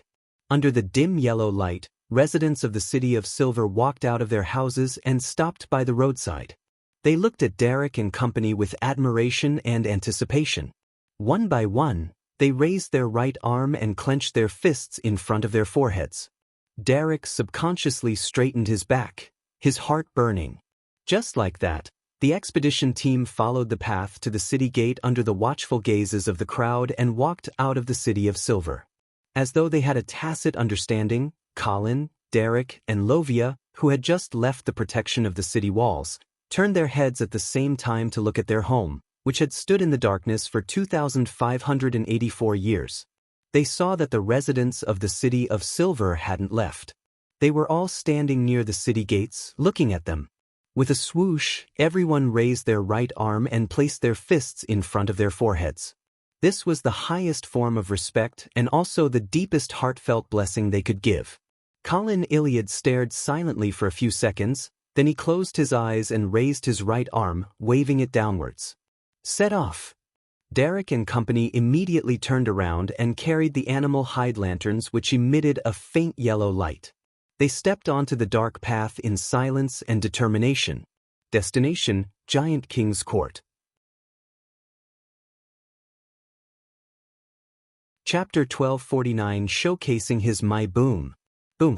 In an underground shelter in Backland, Audrey, who was dressed in hunting attire, listened to the distant explosions. When she turned around, she happened to see Melissa looking at her in confusion. The young girl, who had just reached adulthood, asked in a dreamy tone, Miss Audrey, will the war end if we're completely defeated? Will we no longer have to worry about bombardments, raids, and having insufficient food? Audrey looked at her deeply and said, But if that happens, you will have to change your faith. Melissa hesitated, not knowing how to respond. At this moment, a commoner curled up against the wall blurted out, I believe in the god of steam and machinery. Even if Fasak and Intis win, I don't need to change my faith. When that happens, life would return to its original warm and peaceful state. These words stirred the commoners who were hiding in the shelter. They whispered to each other and discussed possible developments. There were no lack of Evernight believers. To most people, faith wasn't that important compared to life. After all, a true deity would eventually still protect them. The police officers who maintained the order of the shelter didn't stop the commotion from spreading. They watched on coldly, some even having a hint of anticipation. However, the defeated will definitely suffer something far crueler than you can imagine. It's not something that can be summarized with just a change of faith. Be it a lesson from history or her conclusion deduced from the human psyche, all of them made Audrey more pessimistic than everyone present. She looked around and could not help but sigh inwardly. The goddess's anchor is already greatly shaken. If not for the grain support from before, it might have completely collapsed. As for what this situation meant, Audrey knew very well in her heart. She closed her eyes, tilted her head slightly, and muttered to herself silently, "The battle of gods is about to begin." The final outcome was about to appear. After nodding at Melissa, Audrey turned and left the area, arriving at the entrance of the shelter. The golden retriever, Susie, was seated there, looking like a qualified guard. "You don't seem like you plan to return?" Susie's nose twitched as she asked with a suppressed voice. Audrey had hidden herself in this shelter from the beginning of the siege that began today. Therefore, she hadn't had the time to return to her own residence in Empress Borough. As the battle had decreased in intensity slightly, Earl Hall had already sent 2 people to urge her to return, so that she could head for a sanctuary for nobles. Audrey shook her head and said with a faint smile, "I have to do what I need to do." Without waiting for Susie's reply, she smiled and said, "Stay here on my behalf and secretly placate them. Don't let any commotions happen here. If they want to pat you, let them do so." Susie hesitated for 2 seconds before saying, "All right." Audrey didn't say anything else. She left the shelter, completely ignored by the troop of soldiers guarding the shelter. The sky outside was dark, and there were many buildings that had collapsed. They burned with flames that were about to be extinguished. The streets were empty, with no carriages or pedestrians. This was completely different from what Audrey remembered of Backlund. Backlund was originally blue, yellow, and beige. It was lively, bustling, and full of vitality. But now it was gray, black, and scarlet. It was in shambles, disorder, and somewhat silent. Looking left and right, Audrey identified her bearings while in her hunting attire and walked towards the city borders. What she wanted to do was simple: join the war and do her best to help Lone not collapse before the end of the Battle of Gods. If the winner of the Battle of Gods was the opposing side, she would use various methods, such as Q, hypnosis, mental plague, and other means, to prevent the soldiers, officers, and beyonders from venting their emotions, as well as reduce the damage brought by the war. Amidst the flickering flames, Audrey quickly passed through them and ran into the distance. Rorstad Archipelago, City of Generosity, Byam. In a room at the top of the Cathedral of Waves. Dressed in a black cloak, Danitz met the legendary Cardinal of the Church of Storms, the high-ranking deacon of the mandated Punishers, Sea King John Cotman. Glancing at the muscles that filled up his priest robes, Danitz swallowed the words he was about to say, and he deliberated for a moment before saying, "I come with good intentions." For some reason, he felt that his skin was numb, as though invisible lightning was dancing on them. Good intentions? The tall, muscular, well-defined John Cotman grunted. "Heh, I had already considered the fact that fellows from the sailor pathway are more irritable, making them incapable of telling the difference between a joke and sarcasm. Once their anger erupts, they don't even consider the overall situation. Otherwise, I wouldn't even need to speak like this. Dogsit." Danitz mumbled to himself, maintaining his smile as he explained the resistance's intentions. John Cotman stared at the pirate whose affiliation with the Golden Dream remained unknown and suddenly sneered. "If we withdraw most of our strength, can you defend Byam and the archipelago? If you can't defend it, how are you going to guarantee that the interests of the lone migrants will be maintained when the Fasak and Fainapotter combined navy forces breach the defense lines?" As a demigod, he was extremely certain that sea god Calvetua had already perished. However, he didn't know who it was that was using the name of sea god, or if that entity had the ability to protect the Rorstad archipelago. That's a good question. Only with questions can there be room for a successful negotiation. In fact, Danitz had never thought of how the resistance would defend against the Feysack and Feynapotter after Lone's powerhouses were transferred back to Backlund. He fully believed that Gehrman Sparrow and Mr. Fool behind him had the ability to protect this place. As his thoughts raced, Danitz looked at the extremely oppressive Sea King and said, "I will pray to my lord and ask him to protect the Rörsted archipelago." "Oh!" Sea King John Cotman narrowed his eyes and took a step forward. The aura from the tyrant pathway made Danitz involuntarily take 2 steps back. He lowered his head and prayed on the spot. "Blessed of the sea and spirit world, guardian of the Rörsted archipelago, ruler of the undersea creatures, master of tsunamis and storms, the great Calvetua, please send down your powers to protect the Rörsted archipelago." After the prayer, Danitz carefully cast his gaze out the window, but he didn't discover anything unusual. John Cotman sized him up for a few seconds before saying, "Your god doesn't seem to be responding, ahem." Danitz cleared his throat and felt his heart beating like a drum. At that moment, the sky outside suddenly darkened. It was as if a large number of dark clouds were flying over, blotting out the sun. Sea King John Cotman instinctively turned his head and looked out the window. He saw a shadow cast over the border between the sea and the sky. With his control of the archipelago's waters, scenes of the overall situation rapidly surfaced in the Cardinal's mind. The Rörsted archipelago, along with the surrounding seas, was shrouded by thick fog. It became indistinct and surreal. A seabird flew past and attempted to land on the dock, but it failed to pass through it, unable to set foot. The commoners in the archipelago continued living normally, aside from noticing the brewing storm. John Cotman's dark blue pupils dilated significantly. He subconsciously turned his head to look at the sea god's blessed, blazing Danitz. Danitz's mouth gaped slightly as he forgot to close it. His shock was not lesser than the shock Sea King experienced. A few seconds later, the fog dissipated and the shadows faded away. Everything in the Rörsted archipelago returned to normal. Danitz blinked. When Sea King John Cotman looked over again, Danitz chuckled and said, "My lord has responded to my prayers." As he spoke, the pirate with a bounty of more than 10,000 pounds slapped himself inwardly. "Dogsit, you actually dare to suspect Mr. Fool. Isn't this the might of Mr. Fool?"